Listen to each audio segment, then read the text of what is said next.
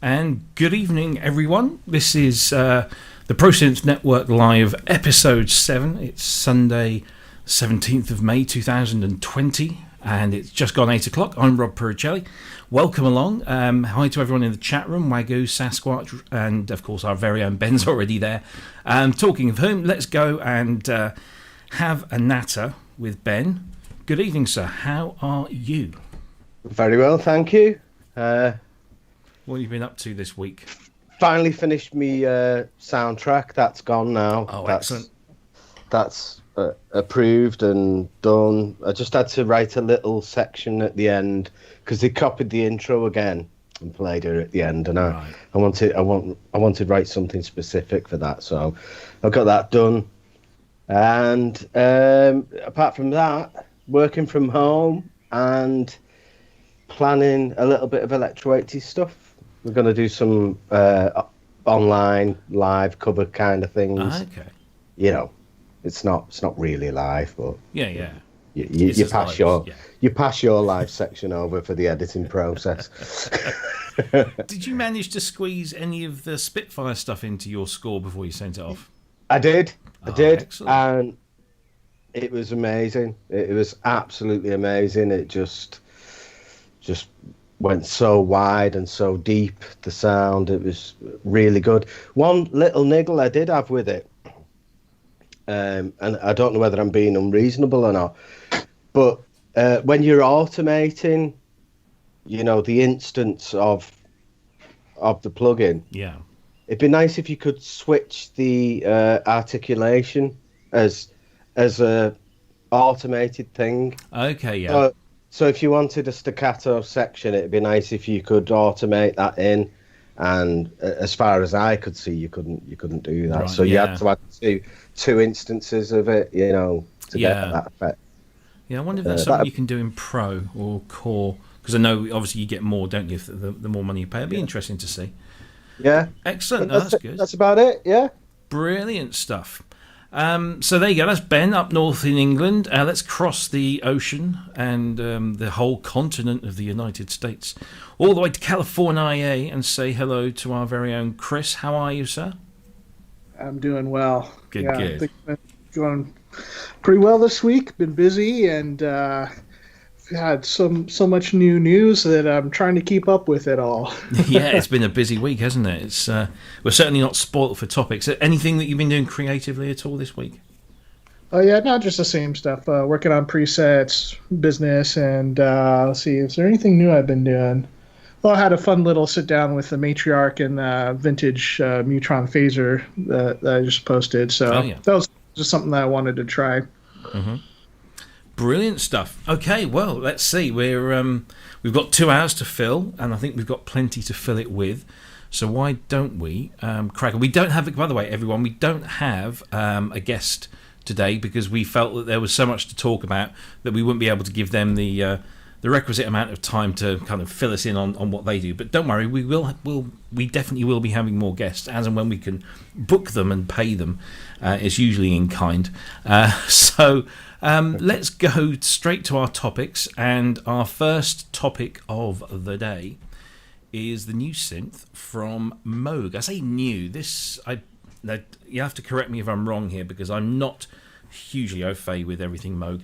But the Subharmonicon was originally a synth that they did at one of their Moog Fest workshops things, and then it kind of grew from that, didn't it? Cryss, you're probably a bit more of an expert on this, but can you tell us what you know and what your thoughts are on the Subharmonicon?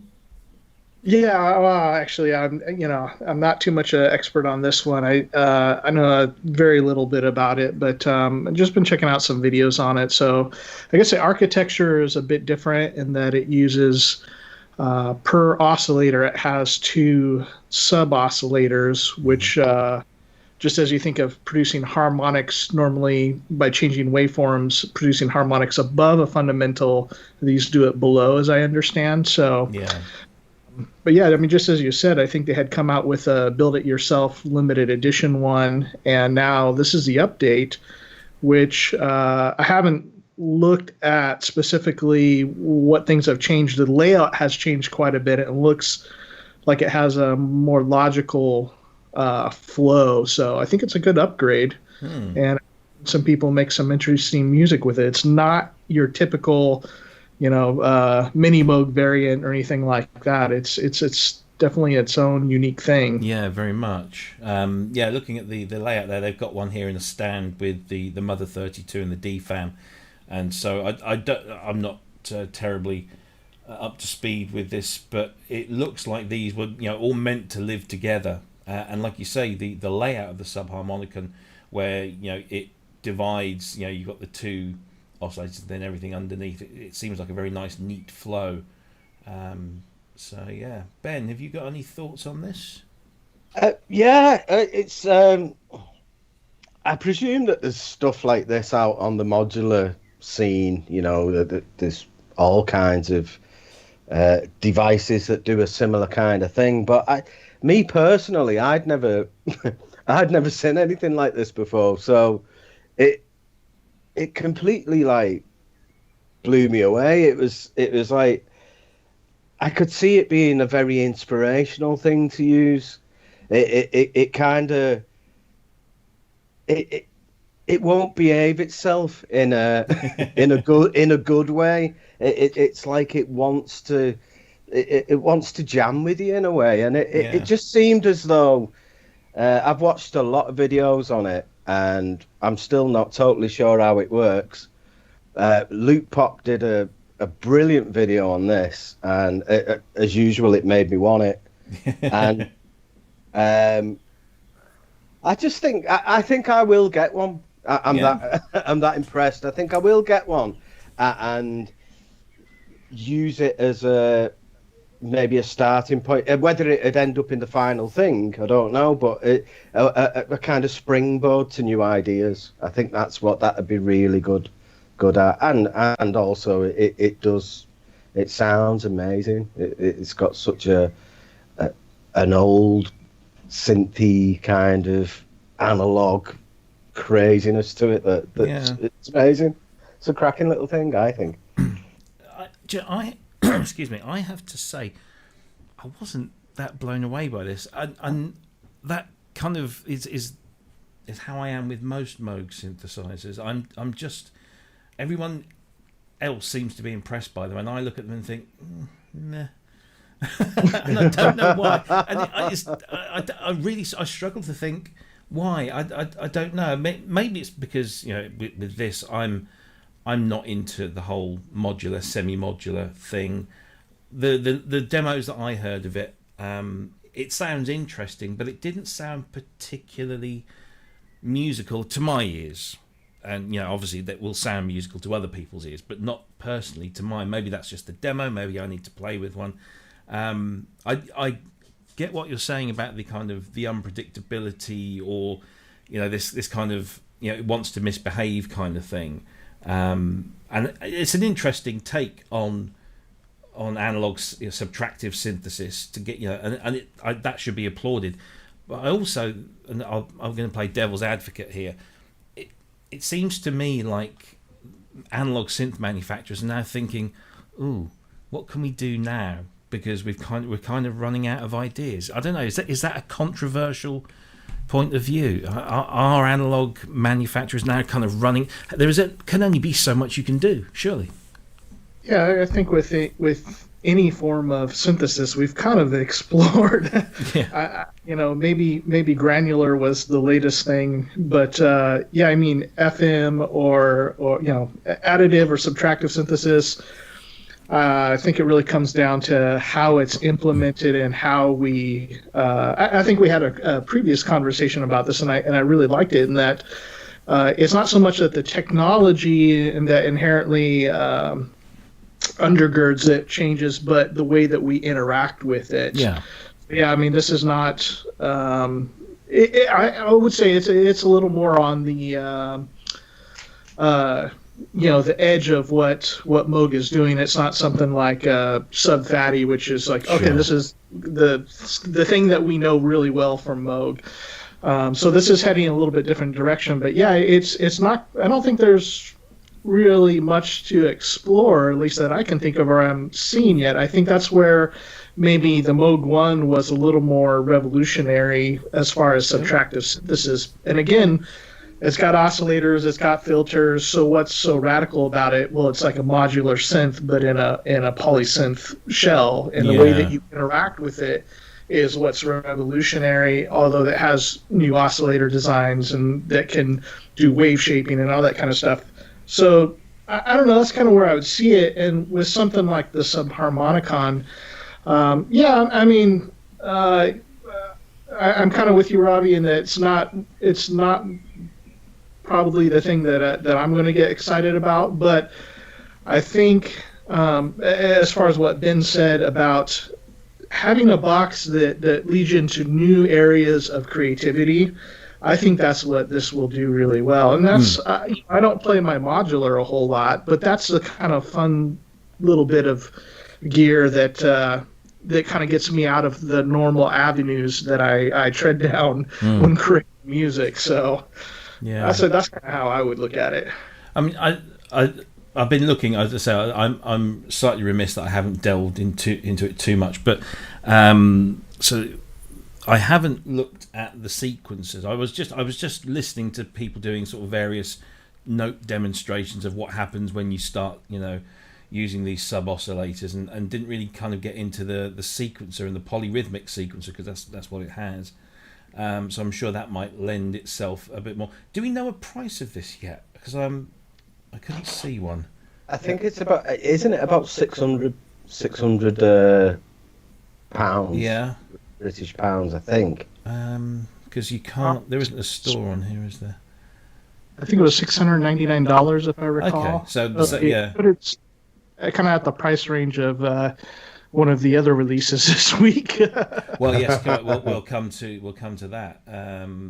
But yeah, I suppose it's Moog. It's going to be well built. Hopefully, something like that is not going to be in any way buggy at all at launch. And actually, I want to bring something up a little bit later on about new products coming to market and not being quite as you'd hoped. But yes, Subharmonicon. An interesting addition to your sonic armory, should you want to go down that way, I guess. I like it. Yeah. It'd be one of those things I think that I'd buy and then maybe a couple of months later find I wasn't really using it that much. But the initial idea of it really, and I love the sound. I think it was Sasquatch said, dry. It sounds very familiar, very similar to the Sub 37. Mm-hmm. Yeah, but it's also got, with the way these subs work and the paraphonic elements of it and that, it's, I don't know, it's definitely interesting. I think it's an interesting product. The sequencer, it's 2 4-note sequencers, or you can use them one sequencer to sequence the other one and have it kind of do some evolving things. So it's very much seems like it would be a little more in the Euro rack or modular realm than particularly traditional poly or monosynth type stuff. Yeah. I've just picked up in the chat that maybe, Cryss, you might have a bit of audio echo going on very slightly. I don't know whether that's... If it's fixed. Okay, cool. Right now I've only got one channel on. I muted things that might... Yeah. Oh, you got an echo going on all guest voices. Okay, that's interesting. So not on me, but on all the guests. Okay, let's see if... And we prefer co-host. Thank you.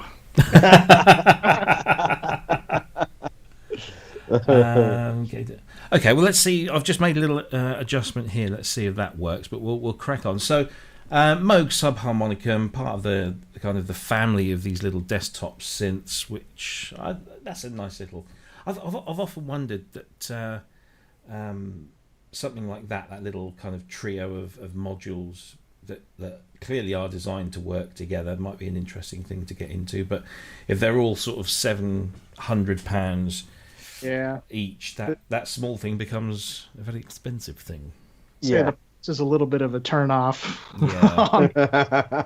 And one other thing that I think is odd about it is that if you look at that picture of all three of them together,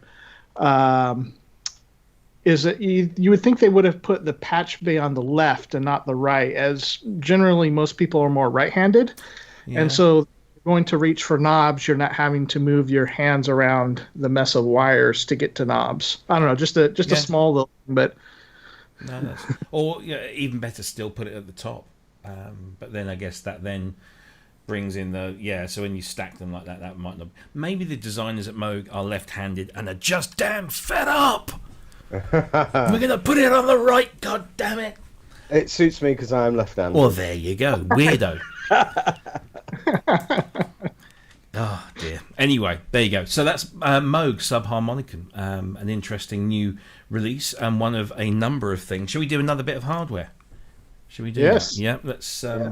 So this, you guys probably won't. I don't know if you guys will get this in your thing, but the inevitable B word is about to be mentioned. Of course, Behringer have dropped completely unannounced.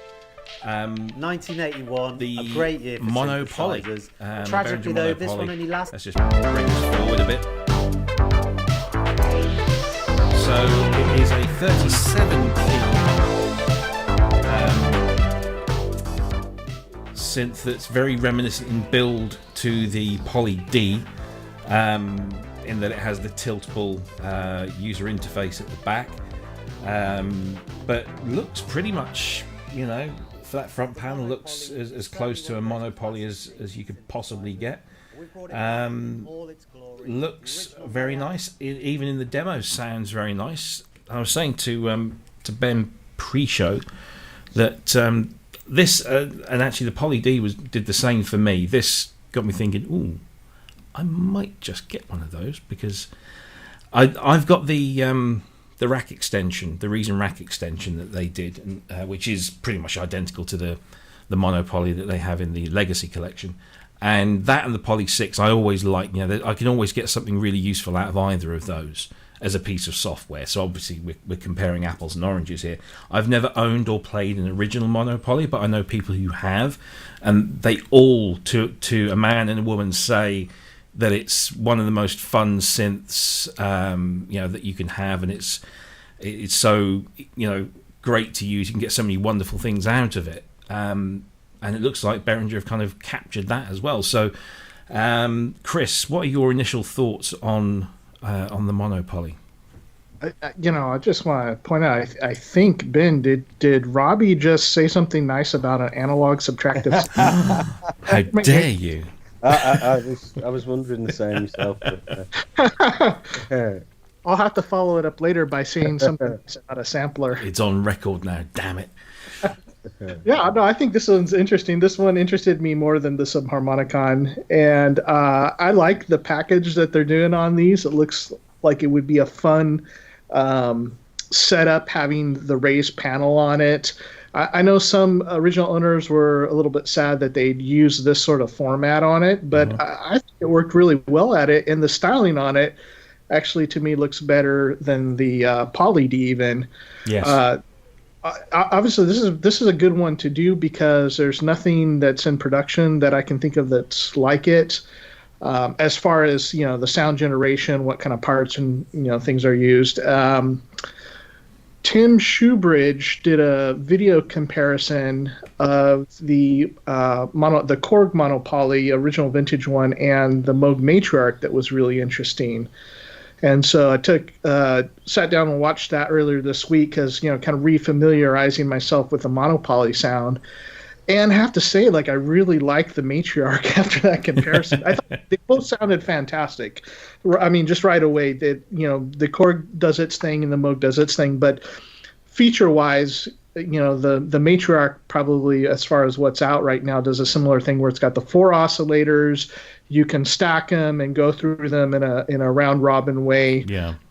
It's pretty unique. And obviously, the Moog's going to sound like a Moog, and the Korg, the MonoPoly will sound like a Korg. But I thought it was an interesting piece of gear, and I don't know if you guys have seen a price posted, but I would guess that it's probably $699, just like the Poly D. So yeah, it's at a pretty good price range, and looks very interesting to me. Yeah.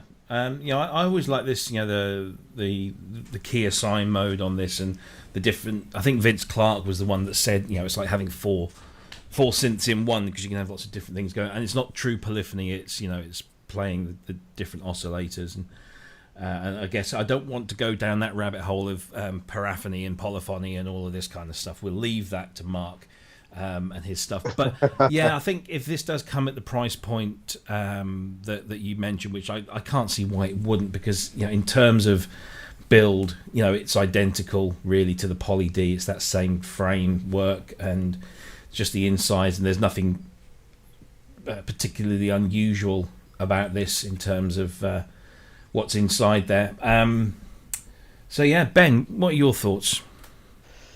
I think it looks great. I much prefer.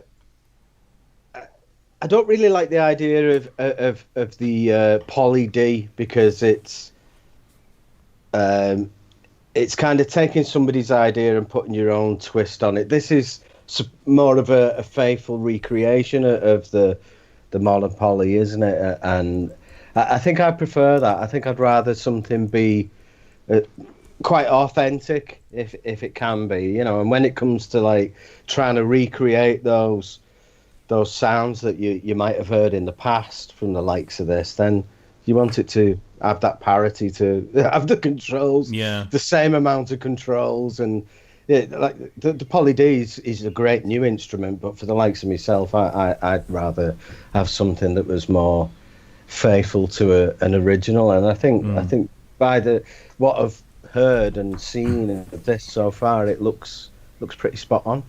Yeah, and it's interesting now that they're going after. I mean, I know they did the K2, which was was MS-20 clone.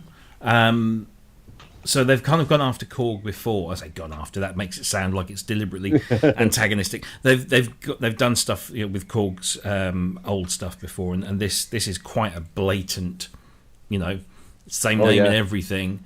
So you do wonder whether Korg. I've heard Korg representatives say, look, they just do what they do, we do what we do, and that's that. And I think that's probably the best way to approach it. Live and let live.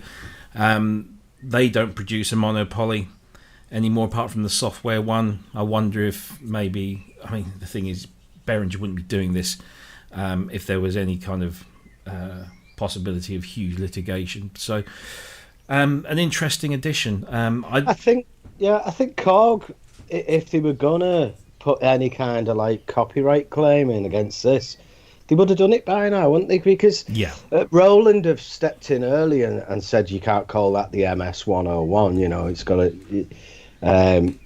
But it's exactly the same logo and everything to me anyway. Well, it's close, isn't it? It's not quite. But it's almost like it's the same with everything that's Behringer. It's how close can we push it to the edge before we teeter over into getting cease and desists. And but interesting that Korg has chosen to make vintage reissues of ARP synthesizers, but not Korg synthesizers. So like you said, apparently they don't really have a problem with it, and they think that their software is good enough for people. Yeah, absolutely.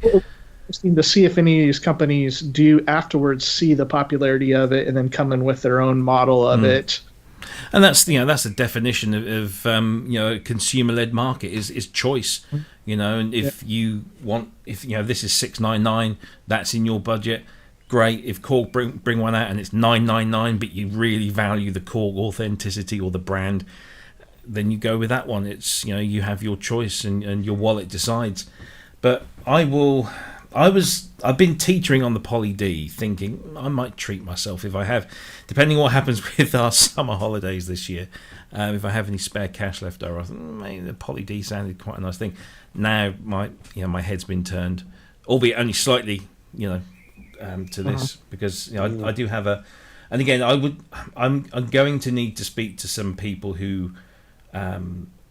know the original. And maybe that's not a massive thing, because do you buy it because you want it to be exactly the same, or do you buy it because it just makes the sounds that you like? And from that demo, it was making sounds that I like.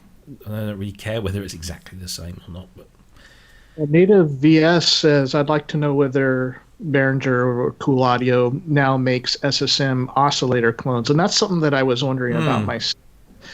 And that, one of the problems that's been, I saw this in the guitar market with, like say for effects, like Bucket Brigade devices, where the stock of Bucket Brigade devices and old like germanium transistors and things were drying up.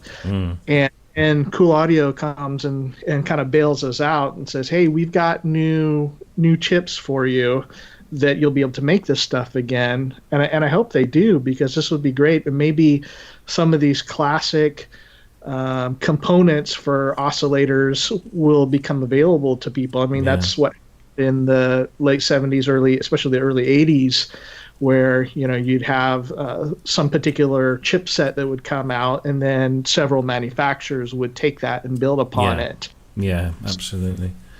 I'm glad they're at least thinking about the musicians as far as these antiquated technology, chips. And Sasquatch was saying he was questioning whether Korg let the patents / trademarks lapse, and that is almost certainly true. They probably did. Because by the time they realised, by the time the things had expired, this thing wasn't going on, and so I guess they just thought, oh well, this expired, we're not going to be making them anymore. But then some smart aleck from Germany comes along and says, hey, I'm going to do this, and then it's kind of too late. And I know I've seen various people post images from the patent office website that shows all the brands and the logos that Behringer have copied. But anyway, we're kind of slipping into that. Is it right? Is it wrong? We don't really care anymore. No, it is a legal thing to do, and that's why the markets, and even copying old designs.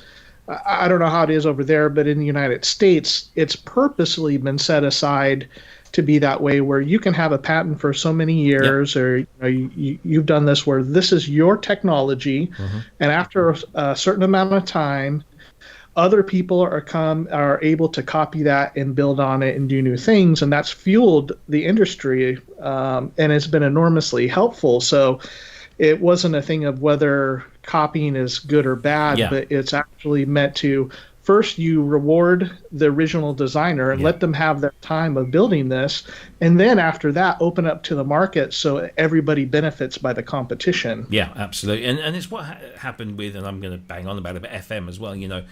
Stanford University took out the patent. It lasted 30 years. And once that patent finished, then other people could come in and start doing it. And they did. And you don't hear a word out of Stanford or Yamaha or anyone like that when people come along and build FM synthesizers, whether they're hardware or software. So, that's just the way it goes. And I guess that's a good thing. Yeah. It is actually a good thing. I agree in that we all benefit from this. The original designers benefit, everybody, the rest of the industry benefits, and ultimately we as consumers benefit. Yeah. And then, with a capitalistic market, the buyers get to decide what has value and what's going to be successful, which causes companies to do their best to please us because we're going to buy their stuff. Yeah, absolutely. No, it's good, and it sounds good.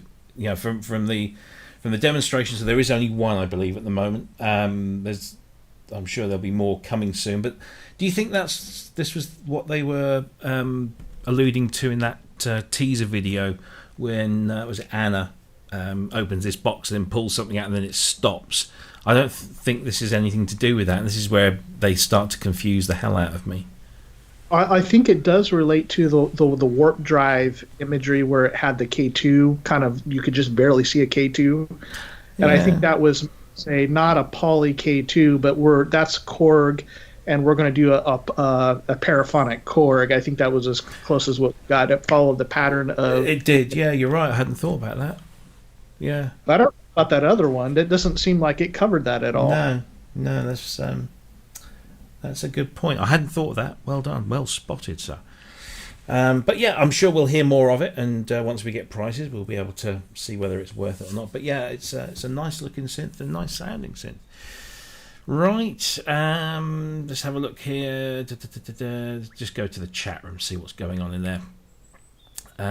So Yanacetta, the Monopoly, doesn't have unnecessary built-in effects. No need to use two precious audio inputs for it. Yeah, fair enough. Asio Head says, I guess. Oh, sorry, that's an answer to a previous one there.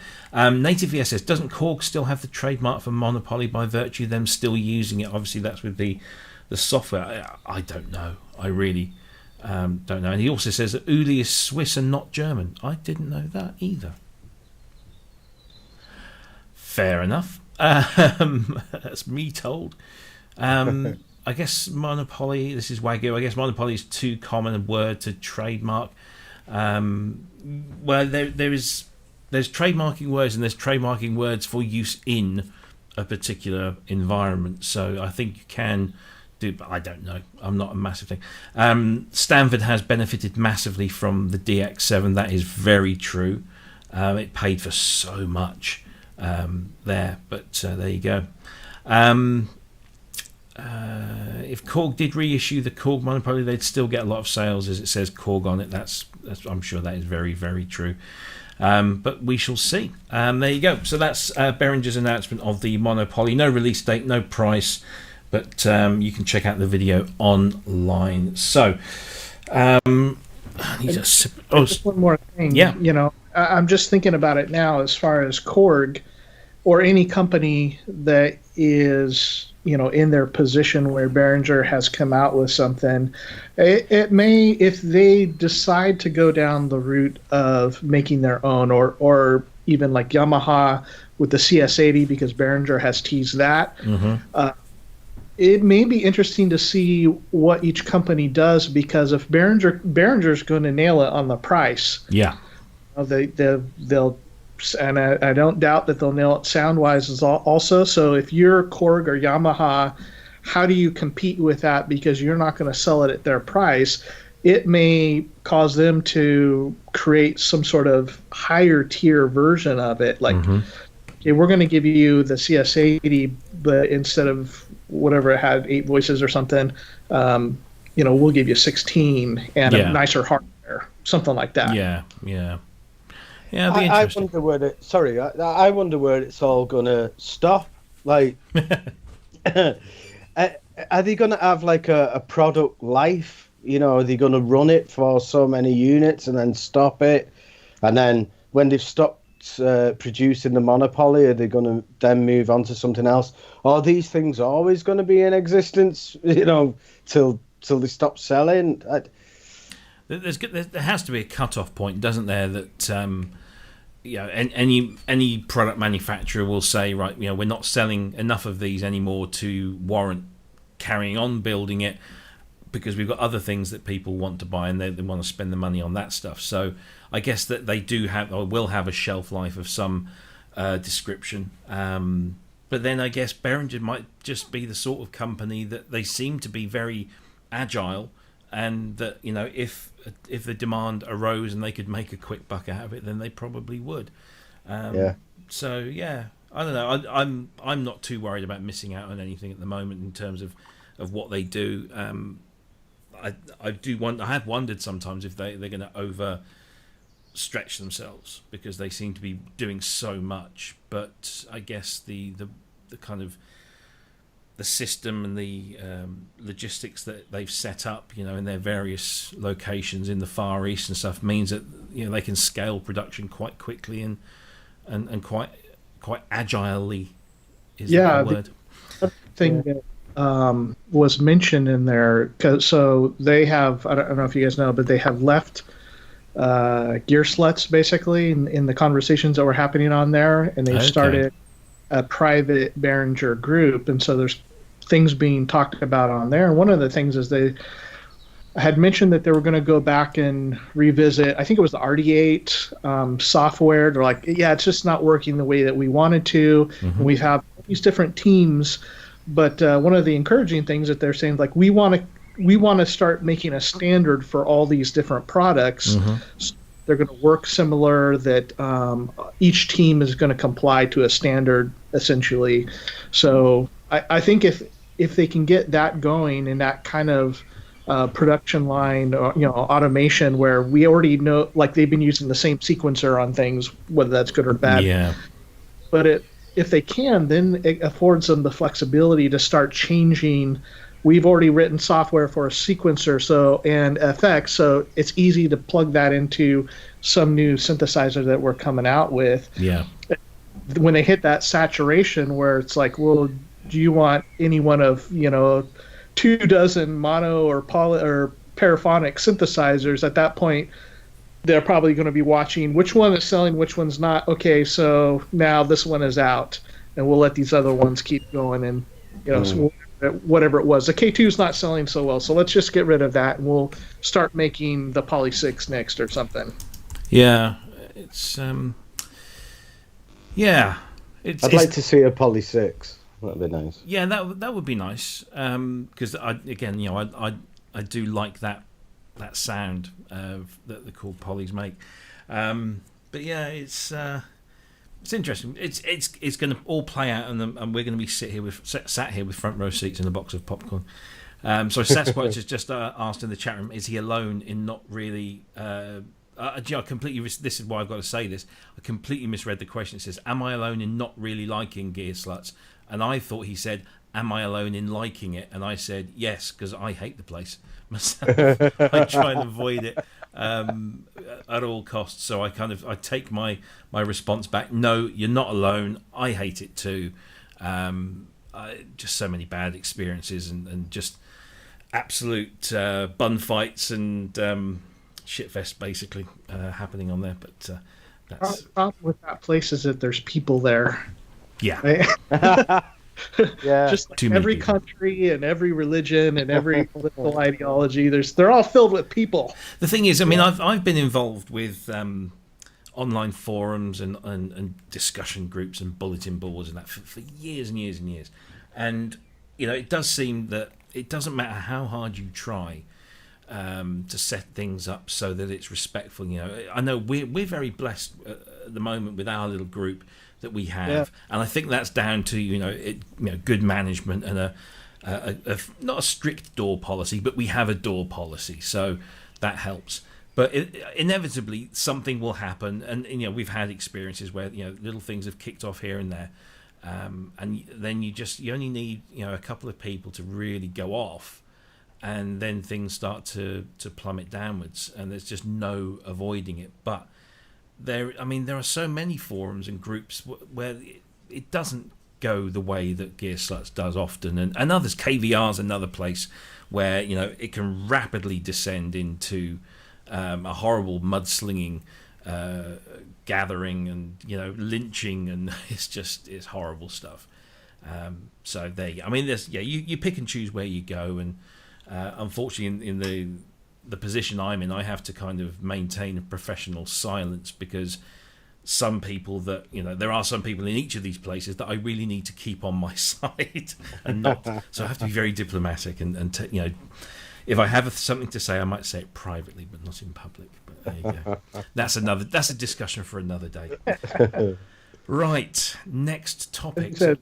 We do have a group that is overwhelmingly working towards getting along and helping one another, and it's been a really wonderful place to be a part of. Absolutely, could not agree more. It's I sometimes think, is this place actually still active? And you look there and you think, oh yeah, there's lots going on. It's just that nobody's having a go at anyone, and everyone's getting along, and people are helping, and there's nice little networks. And who was it? Tim Dorney the other day was asking about MIDI hubs, because he wants to upgrade finally to Catalina, and that's going to render his MIDI hubs obsolete because they don't do the drivers. And he put this question out there, and a whole bunch of people came in, and I recommended something, somebody else recommended something else, Ben recommended something, and nobody came in and said, oh, that one that Ben recommended is rubbish. And which you sometimes get, people's opinions just weigh in. Because I often think that when people post on social media, they should all, at the very beginning of their post, say, in my opinion. because that's all it is. But that thread was the epitome of the kind of the group that exists there. That somebody says, "Help! What do I do? What do you recommend?" A whole bunch of people chip in with some positive comments about this, that, and the other, and he goes off and he makes his decision, and it just happened to be the one that I recommended. So there you go. So let's move on to the next topic now before I get too big-headed. And this is the news. Just as the screen goes away, I need to bring that back because we have got Roland Cloud, which has updated itself now, and it's going to scroll away from that main screen. So the news is that Roland Cloud has updated itself, and we've got a brand new cloud manager. But most importantly, I guess there are two aspects. The first is the dividing up of the subscription level. So the first thing I thought of when I heard that this was happening was, oh my God, I've just subscribed to Roland Cloud the other month, did a whole year up front, and now they're going to want to screw more money out of me. And turns out that's exactly not the case. It's the opposite. Yeah. I get the top level, which I think is absolutely fair and fantastic. I would have, said otherwise. However, they've introduced two new levels. So you have Pro and you have Core. Core is free, and as I understand it, literally just gets you kind of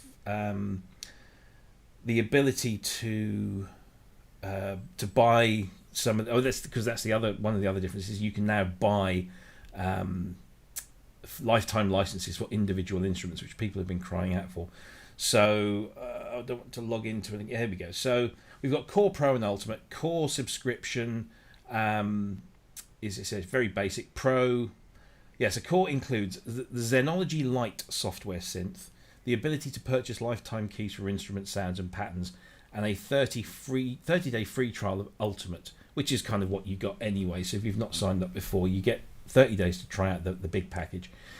And you get the Xenology Lite software synth, which is powered by the Zen Core software. The Ultimate, the Pro package, I can't remember what that gets you. Here we go. So you get Xenology Pro, model expansions, which are all coming soon, sound packs, wave expansions, and then you also get access to a bunch of the virtual instruments, but not all of them. So I think you get the D50 and the 808 and nothing else from those classic legendary instruments. But you do get Concerto with Drum Studio, the Terra Collection and the Flavor Collection, and the Anthology libraries, which are probably the things I use the least. And then, of course, Ultimate just gets you everything that you had before, which was literally everything. So this is interesting that they've actually kind of decided to go with the multiple plans, which is good. They've decided now to allow you to buy lifetime license keys for individual instruments. It'd be interesting to know exactly what the details are on that lifetime license. Is it, do you get free upgrades if there are any upgrades all the time, or is what happens there? I'm not entirely sure. I guess lifetime means lifetime. On that particular one, I'm pretty sure it is. Yeah. In fact, they had received a lot of flack about the original set of plugins that once they released Cloud, they didn't update those old ones. Mm-hmm. So they have told people that own the old ones that you'll receive lifetime license, the lifetime key in their new Cloud ecosystem. Okay. That's really good news for the people that had really been left out, no updates, nothing for a long time. Yeah. So, yeah. And the prices, I think I've heard some people moan about the prices. Like the top price is $149, whatever that equates to in your local currency. I don't think that's unreasonable. $149 for a lifetime license to say a D50, because you can't get that. That's the only D50 software synthesizer there is out there. There's nobody even tried to clone that. I think that's pretty reasonable for a lifetime license. SH101 is $99. Just a little bit high for what you get for one particular plugin, and So these are obviously, or at least in my opinion, let me say that in my opinion, which should be obvious to everybody. In my opinion, they're better emulations than, say, the Arturia collection. Yes. The Arturia collection's way cheaper. It's like 1.5 of these synthesizers, and you have the whole collection. Yeah. These are much better, so I would expect them to be more expensive, but they still seem priced pretty high. They're kind of competing with, when you think about Yuhi's Zebra or Diva, Hive, those type of synthesizers, now we're getting a little bit closer to that price range, and I don't think for what something like Yuhi can do, I don't think these, does 2 of these, or probably 3 or 4 of these amount to what can be done in Omnisphere for the same price? Mm-hmm. Not really. I don't think so. So I think $150, like Ezio had said, $150 for the $149 for the Juno. That seems a little bit high for me. I know the JX3P was like $129. Yeah. I would have rather have seen them do it like $99. Then I think I would have bought a few of them. But we'll see. Maybe there'll be sales. Maybe this is just, let's see what we can get, and then in the future they'll do Black Friday sales or something. And I think they can't shoot themselves in the foot, because clearly the core business model is subscription. That's where they're going to make their money. And so if they price them too low, nobody's going to subscribe to the cloud. If they price them too high, nobody's going to buy the standalones. So they're kind of having to tread the line here. But like you say, stick them on at maybe slightly more, and then when it comes to Black Friday or any excuse for a sale, they can drop them down to $99 each and bring people in that way, I guess. But the one of the other new additions, because it's quite an update, this is Zenology. So Zencore is where Roland have said that they're going to go. This is where they're concentrating whilst they're not chasing analog ghosts. And they have debuted the Zenology instrument, which is a software synthesizer. It's a very minimalist looking instrument, as you can see on this screen here. So it really is just very basic, and I kind of like that. It's very simple. You don't have to have, you can turn elements of the thing off and just have this little window. But the most impressive thing that I've found with this is the sound, and I just think it sounds really, really nice. It doesn't sound too digital. It does really have a soul to it. And of course, included with this, if you subscribe to the Pro, sorry, I'm getting their tier levels mixed up with Spitfire. So it's Ultimate and Pro. You get all of these libraries. So there's a whole range of stuff here. I particularly like this Heads of London one, and Backstreets as well. Then you've got all these expansion packs. And the other thing that they've introduced with the Roland Cloud Manager is that hardware instruments that feature the Zencore technology now get supported within the manager, so you can download updates for your hardware. So if you have got, I forget which ones they are now, but you can download. So that was kind of, I guess, the concept originally with a lot of the plug-out technology, was that with the ACB you could take your plug-in and throw it into your System 1 or your System 8 and take it away. This is kind of the next level, I suppose. But I think this is a really thorough, solid, positive update to something that has received a bit of flack. But I think now maybe the value of that subscription, which I think has always been good, is now way better. And now they're talking, they're going to be replacing, or I don't know whether they're going to do away with the ACB emulations and just have the Zencore emulations, but they're going to be bringing out a Zencore SH101 and a Zencore Jupiter 8 and a Zencore Juno, just like, because I think on the Jupiter X and M you've got buttons at the front that just switch between those models. So why not? And I guess maybe AX, because I know when we were talking to Mark last week, he was hoping that there was something coming along those lines. Benjamin, sir, what do you think of this? I subscribe to the Rolling Cloud thing, and I've just downloaded that Zenology, but I haven't tried it yet, so I can't really. I can't what really sort of show preparation much. Is that, I Mr. can't Simpson? really express much of an opinion on it, but I believe it's the same technology that's being used in all these other devices. So that's pretty good on Roland's part. That like subscribers to this cloud service have got the same level of sound possibility as somebody who's it's a good thing for the subscribers. It's not so great for somebody who's just spent nearly $3,000 on a Zen Core synth, I suppose, but it's got other options. Well, one thing that I was interested in is it used to be the Roland Cloud thing where you subscribe to it for 12 months and then you get a lifetime subscription to one of the synths. Yeah. Now, I don't know whether that's still carrying on. I think it is. I'm pretty sure. I'm just going to check. Carry on. Because isn't it about like... It's about £199 a year or something for the ultimate. 189. I paid 189. Yeah. So, if you think about that, if it's like say 149 for the D50, and you get a lifetime subscription at the end of your 12 months, but you've also had all these other synths, it does make it seem really pretty great value for money there.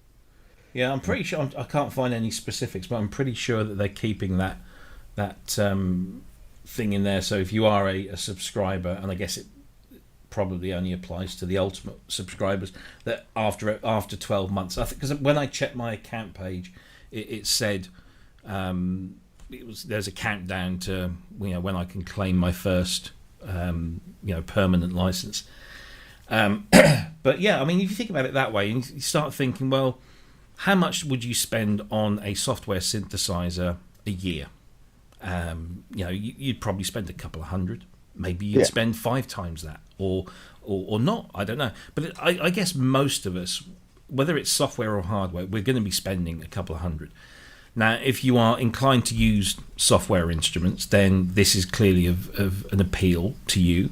And if you spend 190, 200, whatever a year, you get a permanent license to something every year, and you can pick and choose, and you can swap. Apparently, you can still swap. Right, yeah. So if you say, well, look, after year 1, I'm going to choose the D50, and then 6 months in, I think actually I'm not using the D50 anymore. I'd like that permanent license to be the Jupiter 8. Yeah, you just swap it over, and then at the end of the second year, when you get your second, freebie, so to speak. And you think, oh, actually, I kind of missed the D50. Then you can go back and get it and have that and the Jupiter 8 and so on. So I think it's if you can afford to do it. My concern has always been about redundancy. So what happens if? And I haven't read the T's and C's to the nth degree. But what happens if Roland went belly up, or what happens if? Because that's probably unlikely, but you never know. But what happens if Roland, for whatever reason, decide we're going to stop doing the cloud? What's the process? What's the redundancy process? Do they say, okay, we're going to stop doing the cloud, we give you everything for free, that's it, and then there's a cut-off point, or we say we offer you all of this, you can buy it for a lump sum, or what? That would be my fear. And I guess what you do is to mitigate that, when you're recording and you finish the track, you bounce all your stuff down to audio if you haven't already, and then you don't worry about the fact that if you want to revisit that track 2 years later and you no longer have Rolling Cloud for whatever reason, it's not going to harm you. So I guess you have to build that into your workflow. But I think all in all, I've been nothing but impressed. So. Yeah, it is very good. I wonder how they're going to play that. Apparently, that Zen Core engine thing, that Zenology, like you said earlier, it's going to be able to accept like virtualizations of classics of the Legendary series, isn't it?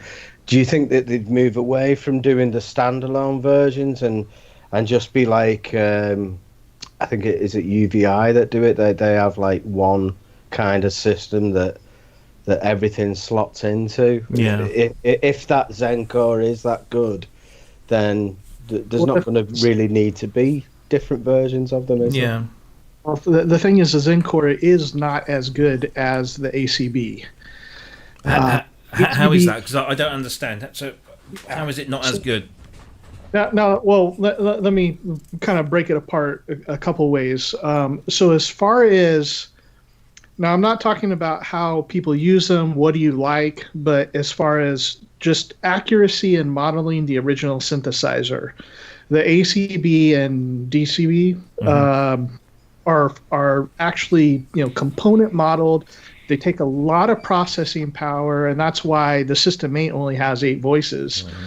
The Zencore, now I don't think the Zencore is bad. It serves a really great purpose within their lineup, but it's not a replacement. I hope it's not the replacement for sure of the ACB stuff, because its topology is a little bit different. It's much simpler. The modeling is not as deep or as accurate, and it is set up to be a little more inclusive in everything it can do. It can do now. It has the advantage, as you said, of being able to run on many different devices. You can run the same program on your Phantom as you can the Roland Cloud, as you can on their little groove box. So, that's great. And I know a lot of people really like the Zenology stuff. I played through some of it this week, and like I said, I know there's a lot of people that like it. It's very versatile, has a lot of different presets, but I just don't think the sounds as good. To me, there's no movement and life in it. It's very plasticky. It sounds like a Rompler, in my opinion. Again, it has the advantages it does, and I don't think I think it's a good idea that they do it and they keep continuing it. And as you said, Robbie, I like the very sleek, simplified interface on it. But the modeling, if you are in it for the classic Roland sound, the Zenology does not have it. Right. I mean, I've got an original 106. The System 8 can get really close to it. They sound a little bit different, but if for some reason I had to sell my 106, I go, well, at least I have my System 8. Yeah. Couldn't do with the Zenology in any sort of way. I mean, to me, it's like, it's like, well, we've modeled the JX8P in the 106 or whatever in the Zenology. They're like, well, to me, it's the same as playing a Rompler. It's just not sounding anything like it. Now, again, does that mean that you can't get good sounds out of it? Absolutely not. There's some great, wonderful sounds in there. A lot of people are going to like the workflow of the Zenology stuff, and I imagine when the Pro is released with all the detailed features, the interfaces that they've shown the previews of for the Zenology is really beautiful. Yeah. I mean, that very clean, modern look. They look a lot better than the Legendary series. They're kind of a little bit cartoonish, pictures of. They're not the best skeuomorphic interfaces on a plugin, but my thing is, I think that this whole change has been very good, and I have one reservation on it. Like I said, they're finally listening and offering plugins for sale, having one system that will be able to be played in a lot of their different devices. You can share your patches on your Phantom with your Groovebox and etc. The one reservation I have in all this is that I know a lot of us there's some in the chat room that have said this, that we like the ACB technology, and I don't care if it has, so the Zencore, I think doing the vintage emulations have 32 voices available, whereas say like the Legendary series on Roland Cloud or the System 8 has 8.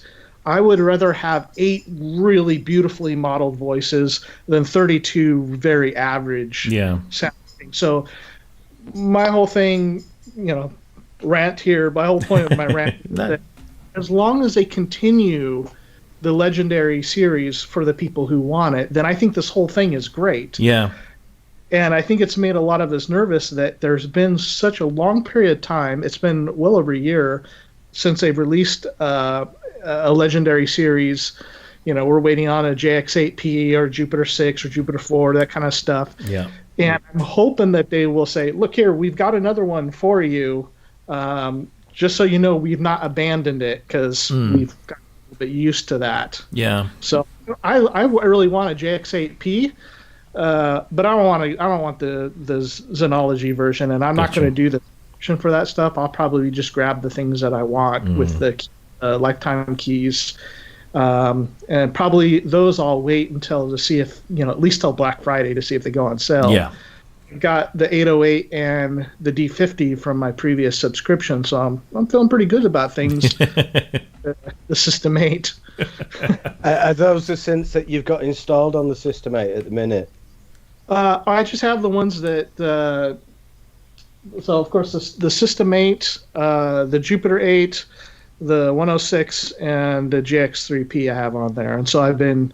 The JX3P, I'm just about finished with a sound set for that, and the others I'll just kind of go through one at a time. But I really like it. I mean, when you take something like a JX3P, which is a great sounding synthesizer, and then they've gone and said, you can use an extra envelope with it, and same thing with the 106, it only has one envelope.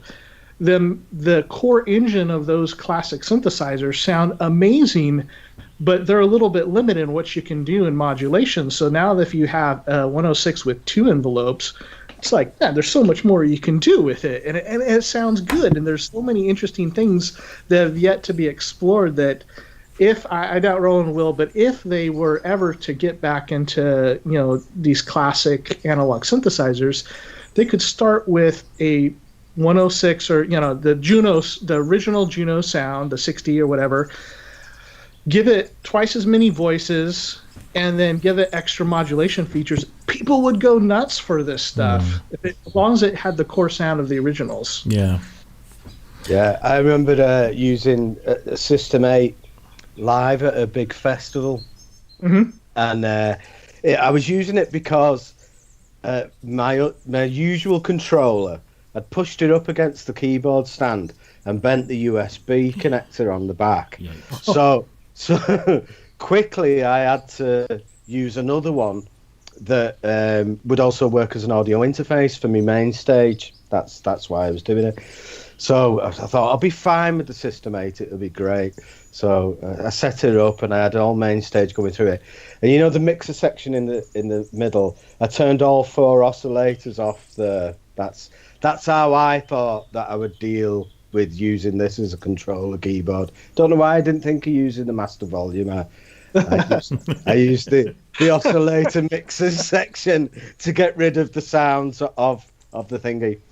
Anyway, it must have been like a huge line array rig, massive sound system, thousands of people there. I'm doing this little it's the Fade to Grey synth solo break thing, and I thought I'll give it a bit of filter on this, and I thought, whoa, what's going on? Is there some sort of like terrorist attack going on or something? The ground was shaking. It was like there was an earthquake going on, and it was the filter self-oscillating. I'm coming through the rig at like minus hertz. Coming up. It was wow. It was a hell of a sound. Everybody in your band turns and looks at you. Like a drummer playing a bum note, yeah. Everybody just stopped in the field, like what's going on here? Brilliant. So there you go. That's the Roland Cloud update. I keep wanting to say Roland 2.5, but it's just that's 2.5 is the version of the Cloud Manager, which is still a little bit buggy. I have to say, at the moment, it's telling me that I've got 2 updates for 2 of the libraries, the SRX libraries, and the update is going from version 1.1 to 1.0. That's not kind of my idea of an update. And when you update, it does the whole thing and downloads it, installs it, and then tells you it still needs updating from 1.1 to 1.0. Yeah, they're aware of that bug because it's been bugging me to download stuff that I don't even have. Yeah. And the last time that happened before the update, I raised a ticket and got a very quick response saying, yep, the way to deal with this is to uninstall the Cloud Manager and reinstall it, and then everything will be fine. And I did that with this, and it doesn't do it. And the problem with that is it's not a problem so much, but when you uninstall and reinstall, you then, because I have all of my stuff, all of the concerto stuff, so all the libraries, the big sample libraries, they're all on a separate hard drive. So I then have to go in and point everything to that, and then it goes through and scans it, and it's all there. It's fine. But yeah, it's a little bit of a pain. But I can live with, I can turn the notifications off. It's not a massive problem. But yeah, Roland Cloud now includes Synology, and there is a ton. I mean, that's just a graphic. I don't know if that covers everything. But when you look at the detail and the amount of stuff you get in there, you're not short of anything. Sound-wise, you've got everything. Good job at that. One thing I don't know if I mentioned, I can't remember what day it was that happened, if it was after our last show or not, but a Roland rep that I hadn't seen before, I think his name is Sean Ote, maybe. Right. I don't have that right, but he came in and posted on the Facebook Roland Cloud Users group and said, hey, we're connecting, and so I wrote a big post in there about things that were kind of I thought, hey, these are things you guys need to start paying attention to. And he went and talked to people and got answers for the things he could get answers to, and then said, hey, also you have a big user group on Gear Sluts and KVR.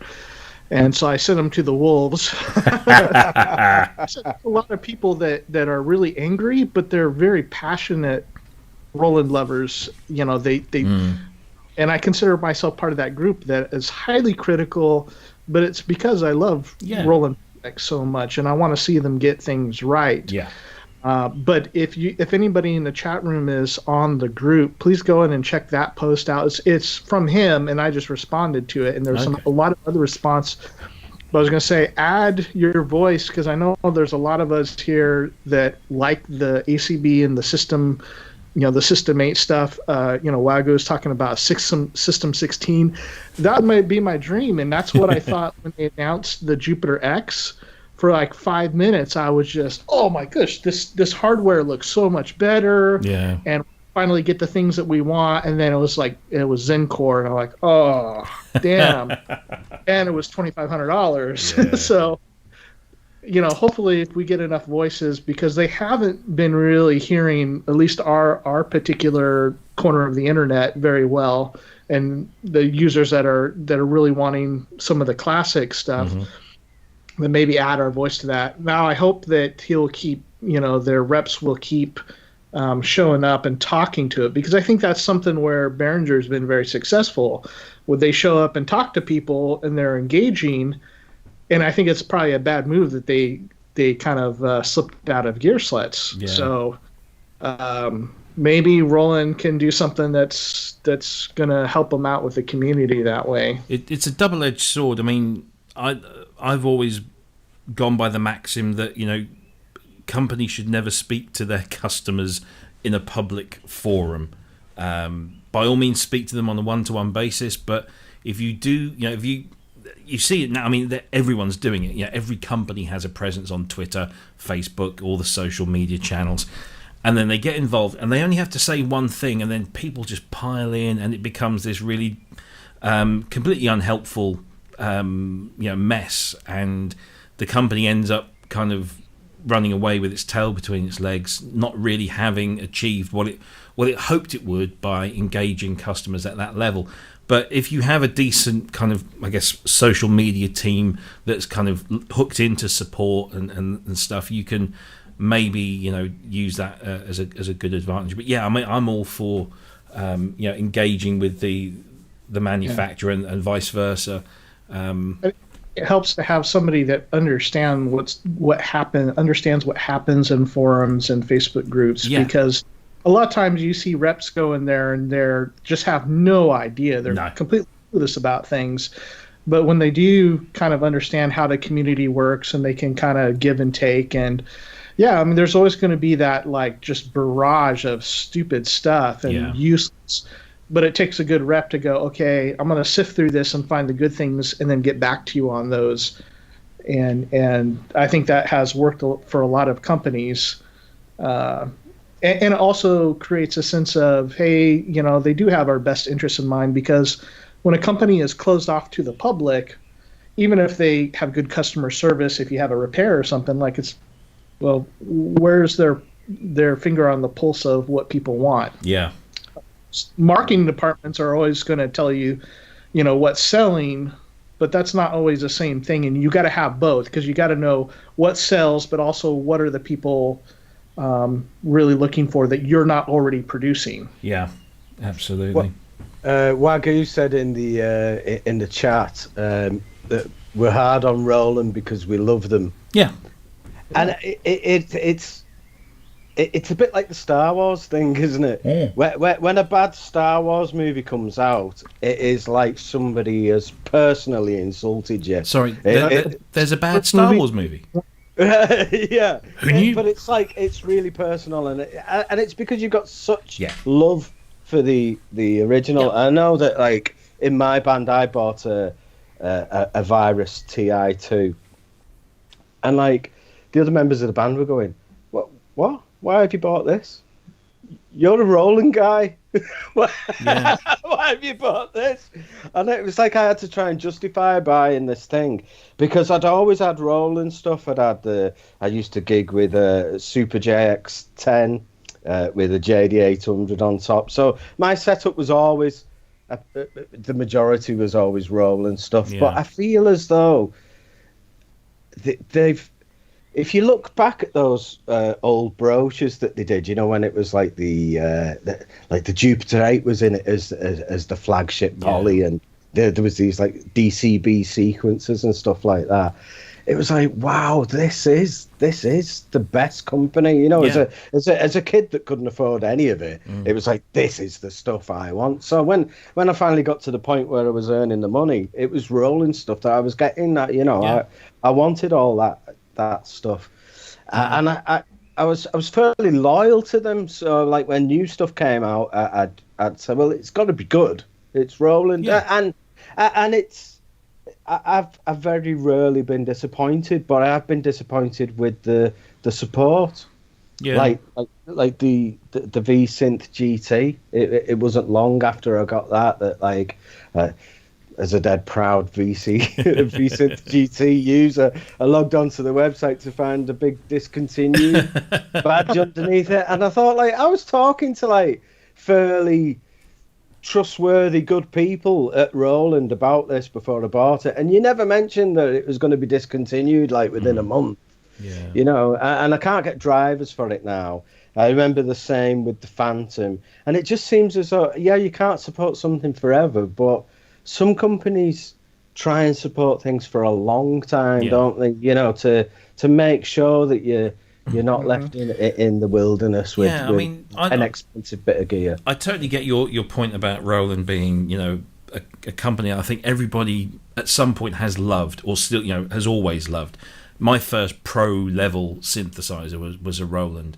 I would always, look at Roland first. They've had so many great instruments throughout, electronic music. So they're at the forefront of the whole synthesizer emergence in the early 1980s, and then of course they were at the heart of it when we all went to acid house and everything. It was all about Roland. Everything was centered about Roland, and then workstations. The Rolands were the best workstations, and they've always been really good. And they've had a few ups and downs in recent years, but they are certainly.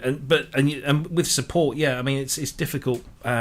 I've bought gear, so I bought a mixer called an Easy Bus, made by a company called Event Electronics, who have done monitors and stuff in the past.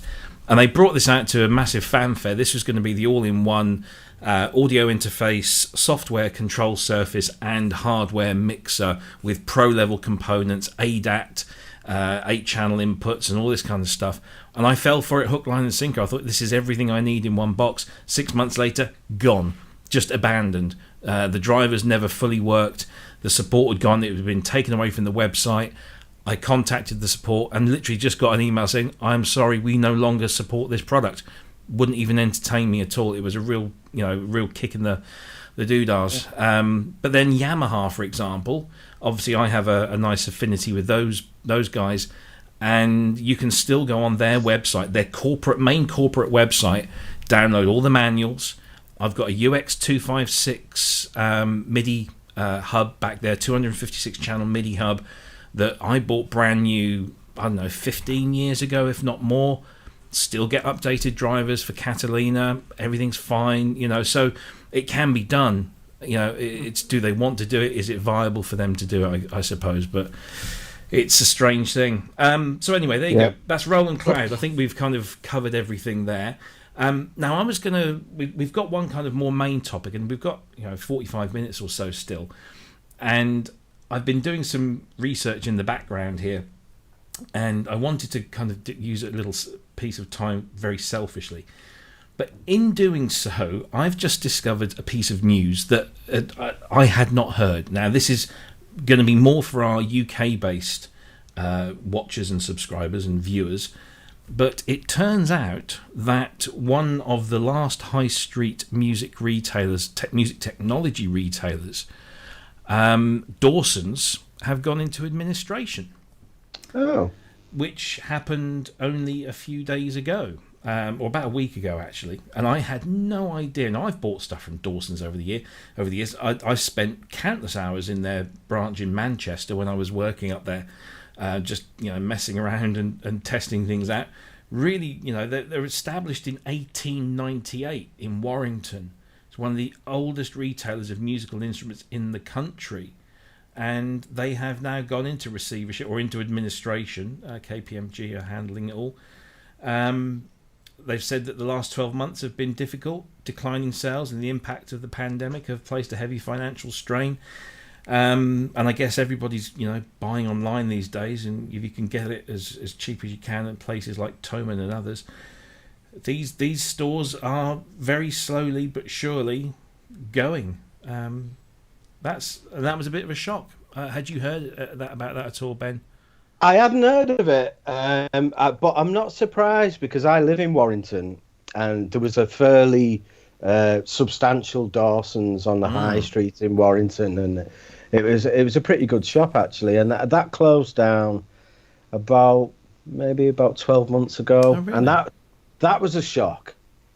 Because I know they used to have one in a nearby town called St Helens, and that shut down a few years ago.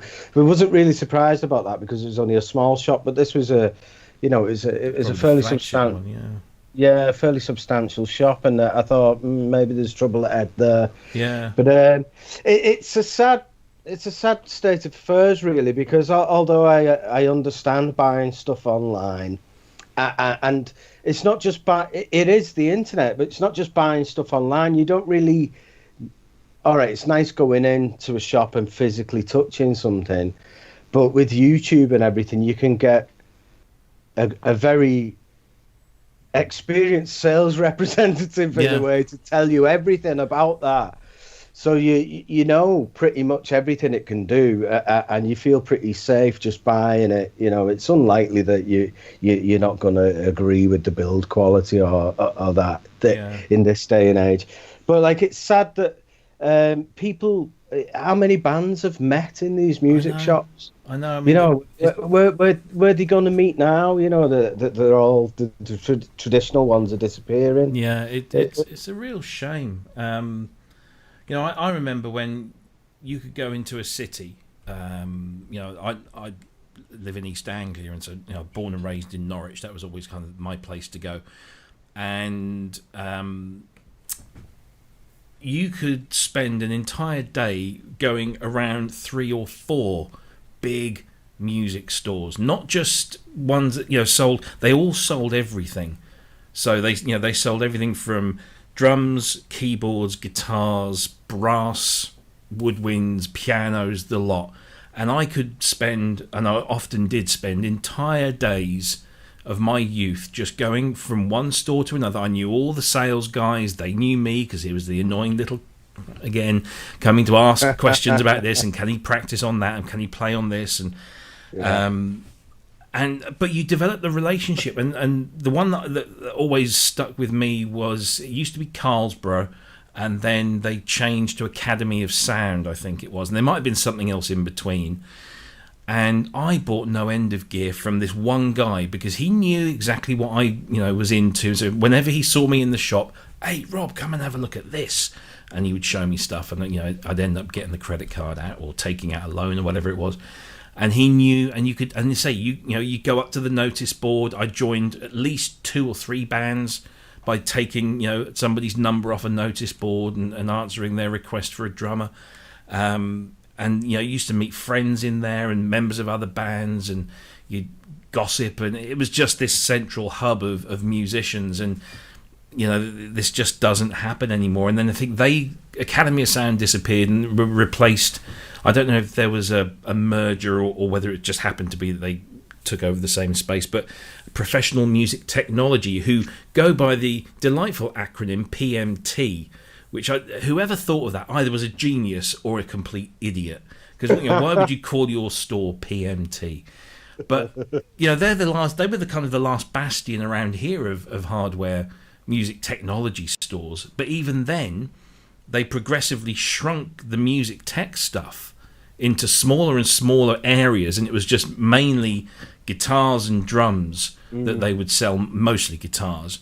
And if you wanted anything music tech, you had to go up to the sweaty room upstairs where there was no windows, no air conditioning, and some guy with a beard just and no offense to people with beards, but some guy with a beard just noodling away on something and tutting because you disturbed him with his modular jam that he was going on with. So it's really disappointing. But I just thought I'd bring that up because Dawson's over here. I've bought stuff from them online. I even won a competition. And I've got a full license of Reason, so I now have 2 full licenses of Reason that I can update, and I got one from them, and they were really, really cool to deal with. So I'm sad about that. But the reason I was looking on there, because I was going to the Yamaha Synths or Yamaha Musicians Forum, which is something I am a member of, but I wanted to just bring this up as a purely selfish thing. So I've been doing. I've you there. We need.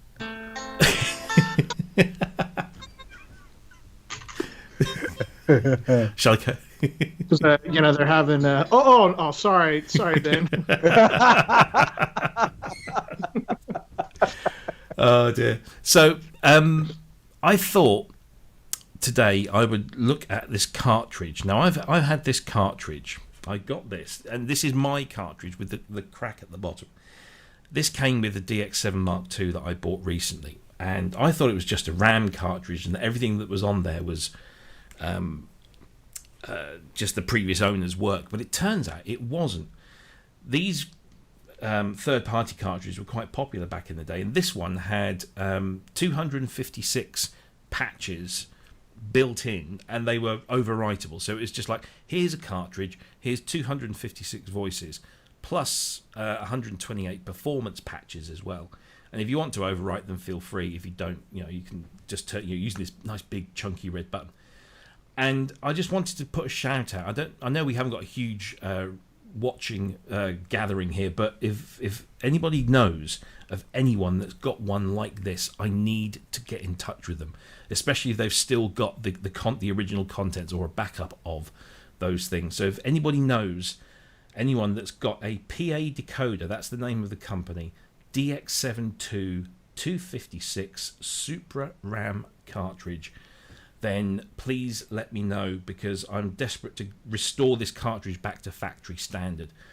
So I just wanted to get that one out there. And also on an FM note, this is a mini topic I'm going to sneak in because I have control. So you might remember that a little while back I got all excited about this, the Kodamo EssenceFM. So I think it was something like €1,300, about 1,200 UK pounds. This new FM synthesizer with freely assignable operators and this wonderful touchscreen interface, color-coded, knobs, and it just looked the absolute business. And I have been teetering on the edge of spending a part of my bonus that I got this year sneakily on one of these, because it just looked like and sounded incredible. But I hung on, and one of our members over on the Pro Synth Network group on Facebook, Godric, actually, who is also a big FM fan, couldn't resist and bought one and had it delivered. And I have to say, I have been very disappointed with what he found. So here are his pictures, and this is just, I want to raise this as a point. So if you take a look at this is what's in the video. So here's a front panel. It's got these white highlighted areas you see here, and then this is what turns up, and it's missing some of that. So they've either missed it or restyled it or whatever. But this is all, this looks okay. It doesn't quite look as swish as I thought it would. However, look at them knobs. Look at those knobs. There's at least half an inch, if not more, between the skirt around the edge of that rotary encoder and the surface of the instrument itself. Same here with the rotary, the large kind of data wheel. You can see it over here on the right hand side as well. That's poor, especially on an instrument that's supposed to be around £1,200. Look at the gap around some of these buttons. It just doesn't.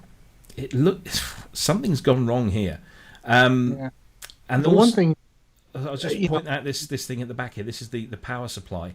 So you've got this knurled ring here with this little collar, which is a threaded thing, and then you think, oh, genius! Yeah, let's secure that power cable in there nicely. Whoops!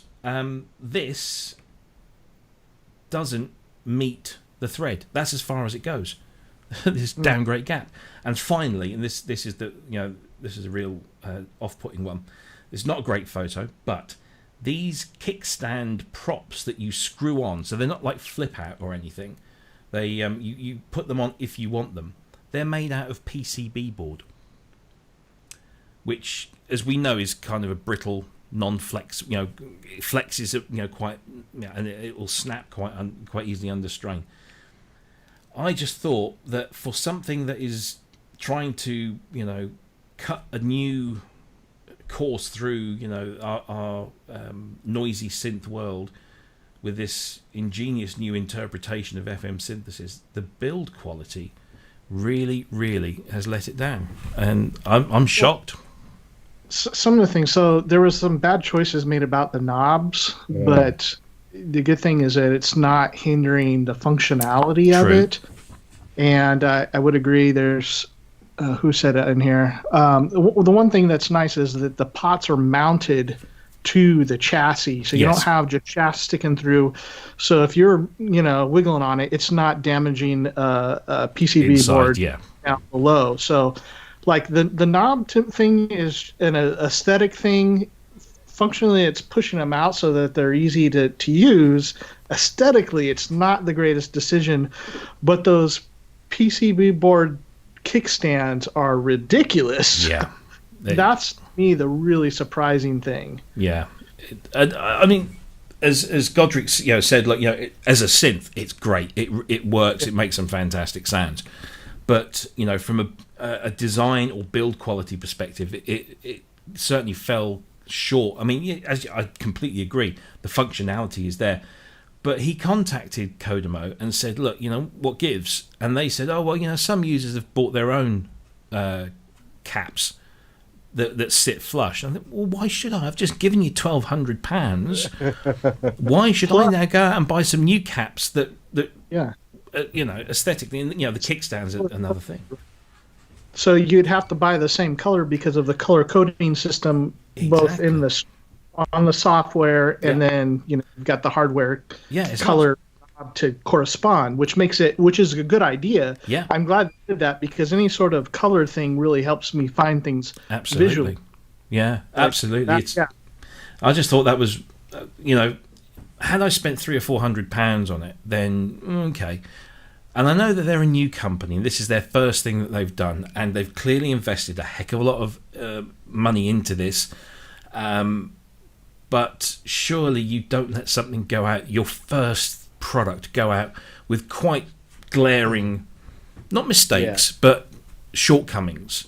Apparently the excuse was that it was supplier issues, that the supplier had supplied them with the wrong ones. Well, you get onto the supplier. I know we're in a situation here also with the pandemic where things will get delayed.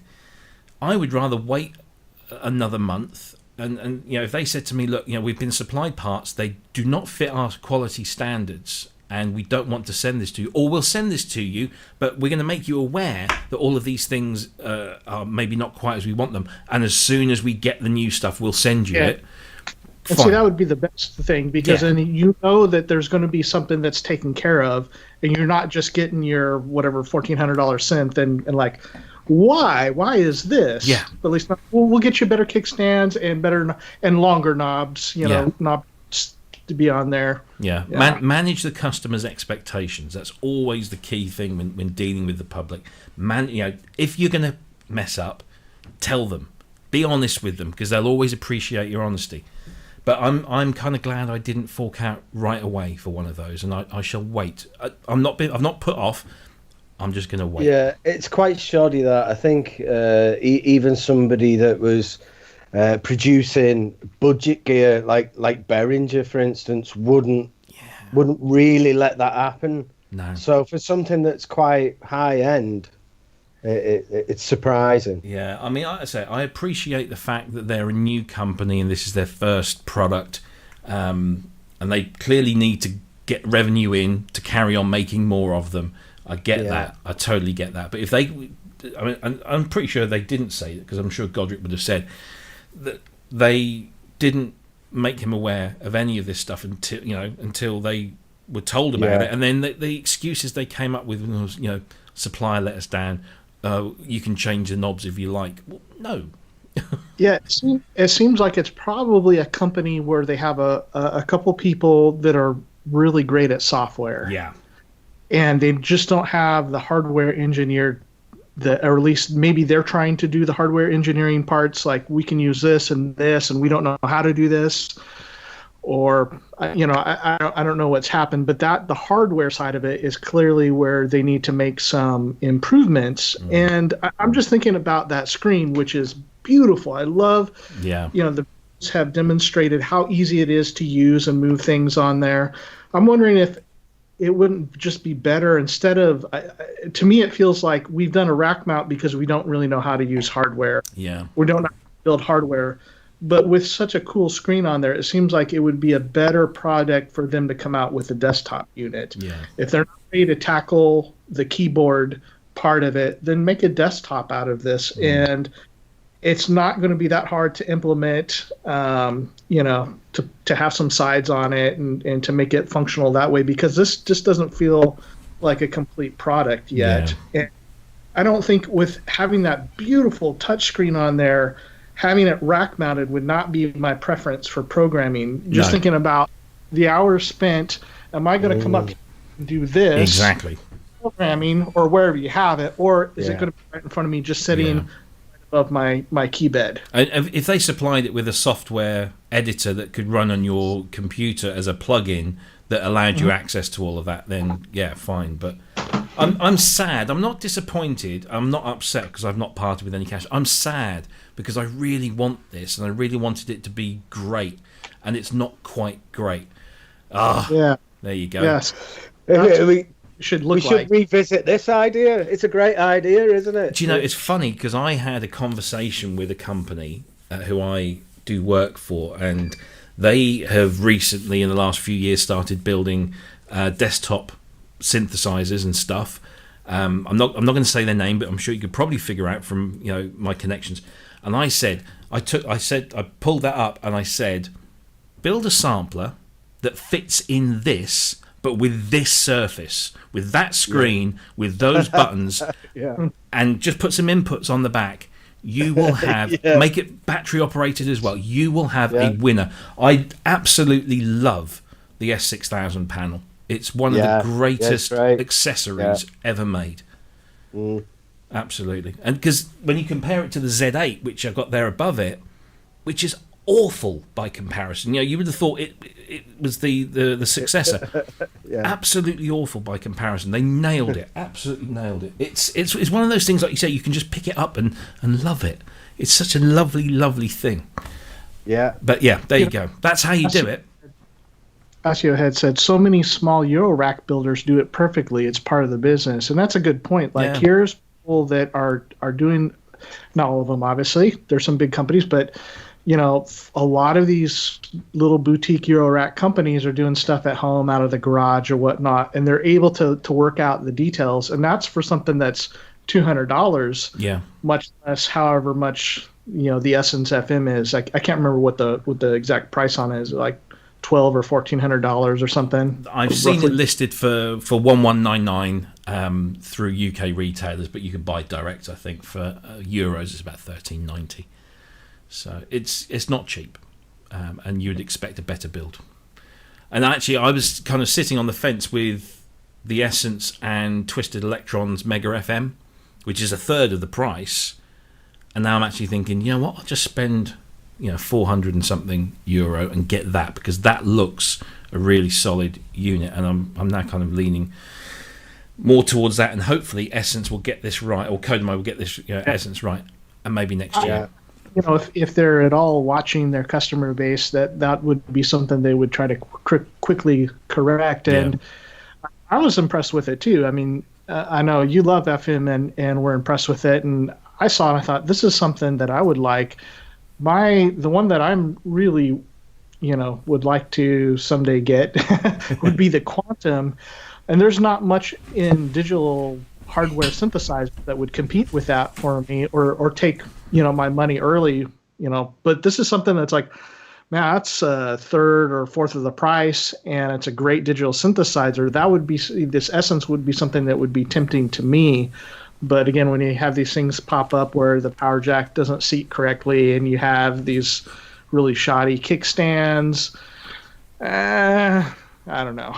Yeah, Anyway, I just thought I'd share that one in there because I was bitterly disappointed. And when Godric ordered it, we were having a discussion elsewhere, and he said, "You know what? I can't resist it anymore. I'm going to have to buy this." And I said, "Well, I'm glad you are, because because he's a real FM expert. So if anybody's going to give a really good account of it, it will be him. And secondly, it's somebody else spending their money first before I do, and so I'm kind of glad that he's done that in both respects. So hats off to Godric, who is a bit of a legend in my book, anyway. So there you go. That's Kodamo EssenceFM, off to a slightly rocky start, but hopefully won't detract from the quality of the product in any way in the long term. So final topic of the day, and I guess it has to be this one. Logic Pro X 10.5, which we had known about. We knew something was coming because they'd leaked, he does inverted comma fingers, an image on their education page a few months ago that showed this screen here, which is one of the main new features, this loop, live loops feature, which is very Ableton-esque, or what's the other one, Bitwig, but obviously in a Logic world. But not only has it got live loops, EXS24 has had a complete update with the sampler, and it looks just so much nicer. It's kind of that Zenology look, isn't it? Very, very simple, straightforward, clean, obvious, how to use it. EXS24's interface was awful. You've got remix effects. You've got an enhanced Logic remote on your iPad and your iPhone. Just lots of new improvements. They reckon the biggest improvement or the biggest update to Logic as a whole since they went from 9 to 10. So yeah, I mean, there's the new sampler there, which just looks really, really nice. Now I think we're all Logic users in here. So, am I right? Yeah. So who wants to go first? I'll jump in at first. I'm a Logic user and a Cubase user. I just switch between the two, and I find it like quite weird that like Steinberg have moved away from the older operating systems with their recent update. So like I'm not able to update anymore on Cubase, but Apple, who updated the operating system, are quite happy with supporting the older systems. Yeah, I think it goes down to Mojave, doesn't it? 1014. Yeah. So that's good. I'm okay to install this on there. I've got no experience with the Ableton Live kind of way of working. So the live loops, it might be inspirational, like I was hoping the Subharmonicon would be, in a way. It might be that kind of working might bring something out of me. But I do think that some of the plugins and that needed a bit of a refresh. I think they were very, very dated looking, some of them. And I think that's welcome, And yeah, as soon as I've got my new SSD drive, I'm going to be downloading that because I've not got room to install it at the minute. So I'm going to get a new SSD and put all the content on that. Yeah. And then I should hopefully be able to swap between the iMac and the laptop using that drive and move the content around, hopefully. But yeah, I think it looks like a great update, and I'll be looking into it. Definitely, as soon as I can. What do you think, Cryss? Yeah, I think the updates are great. I've been using Logic since, I think, 7 maybe. Definitely 8 for sure. And when 10 came out, oh man, people just were upset about it. Like, really, the look of it and everything. I thought, this is great. I hated using the earlier ones. And so I have been really a big fan of what they've been doing with Logic 10. And of course, this is, like Ben, I'm not really going to be using the loops at all. So I haven't even looked at it yet. I did do the update for it.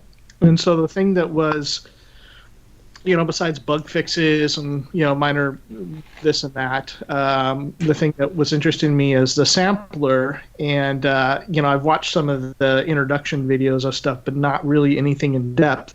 So this morning I pulled it up and tried to see, like, let me see how this works, because I'm a complete novice at sampling. I've done very little of it. I do have Tau Sampler, which is interesting. I've worked more in that than anything else. But again, compared to maybe you guys, I've not done really jack as far as sampling. So to me, with everything that I've got going on, and the different synthesizers and the guitars and the Logic and stuff, it's becoming so much overload. Like, what am I going to spend time learning? And so I played around with the sampler a little bit. I was very pleased. So, first of all, you open it up. It's got a nice, clean look to it. I really like the way that it looks, and I can't wait for the rest of Logic stuff to be updated to this kind of look. There's still a few where you pull it up, that some of their synthesizers and things that are pretty, like you said, like, well, I'm feeling like it's 2004 or something. Yeah. Really awkward layouts to work with, but this new stuff they're doing is great. And even some of the previous updates, like adding Mellotron software to their standard set of plugins, they updated the compressors. All this has been making Logic really, really attractive. If there's somebody that's looking for a DAW, I always recommend it. So I tried the sampler today, just briefly, like I said, maybe 20, 30 minutes of it. And I had some samples, what do you call them, where somebody's gone out into nature and done stereo or binaural sampling. Fan sounds, yeah. Yeah. And so I took some of those, some really varying sounds like a guitar pluck, a contact mic in a subway station, some like random like rainforest sounds. I started manipulating them in the sampler, drag and drop into it, and it has several different ways you can route.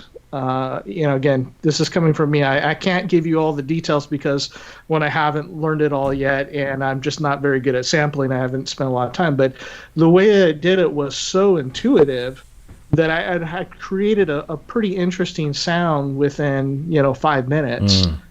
Without a manual, watching any videos. I was able to do it, which to me, that helps. That helps our workflow. If we can do that quickly, and I'm somebody that's an idiot about sampling, and I can make a really cool sound, and it's mapped across the keyboard, and all that stuff that I know exists, but I don't really know how it works. I mean, or how to do it. I know how it works, but how to do it. So yeah, I think this is a fantastic update. I haven't even gotten to all the new features in Logic 10.5, but it's kind of one of those things like it's got to wait till next week. Yeah, exactly. There's so much to go through. I was instantly interested in the sampling aspect, and I like the fact that they've made it.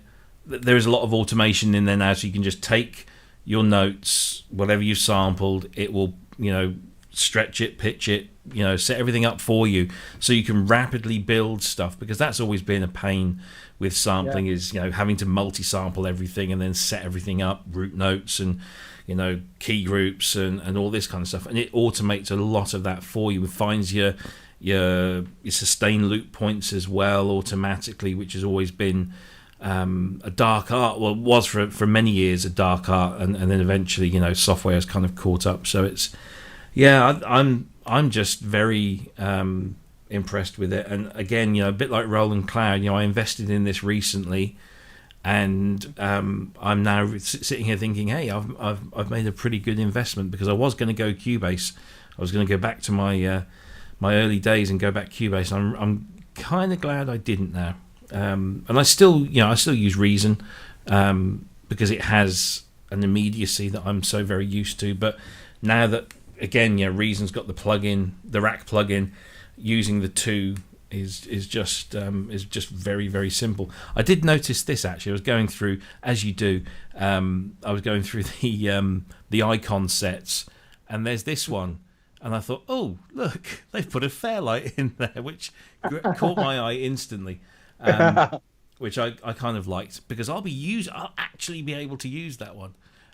So yeah, there's some interesting. I do like this kind of flat design has come through. The look of the sampler is just so much. Because EXS, that was the thing that really disappointed me the most when I bought Logic, was I went to have a look at EXS because I've not really played with it, and I thought, oh god, somebody's zipped me back in to 2000 something, because that was awful.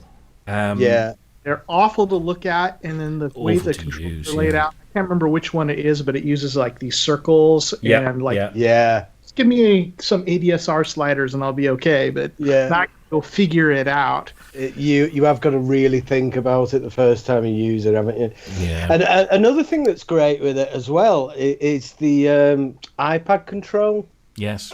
The remote possibilities on that seems a bit gimmicky at first, but then when you think that you can do multi-touch, so when you've got into that mixer environment, you can manipulate like a large section of the mix at once, whereas obviously when you're using a mouse and you haven't got a dedicated control surface, you can't. So that is a great addition, and I've been using that previously, but it seems as though they've upped that a bit as well in this update. There's all you can do. I had Logic Remote set up because I've got two really old iPads. I've got the original very first one, which is just a doorstop now, and then I've got a slightly older one, or slightly newer one, but still quite old.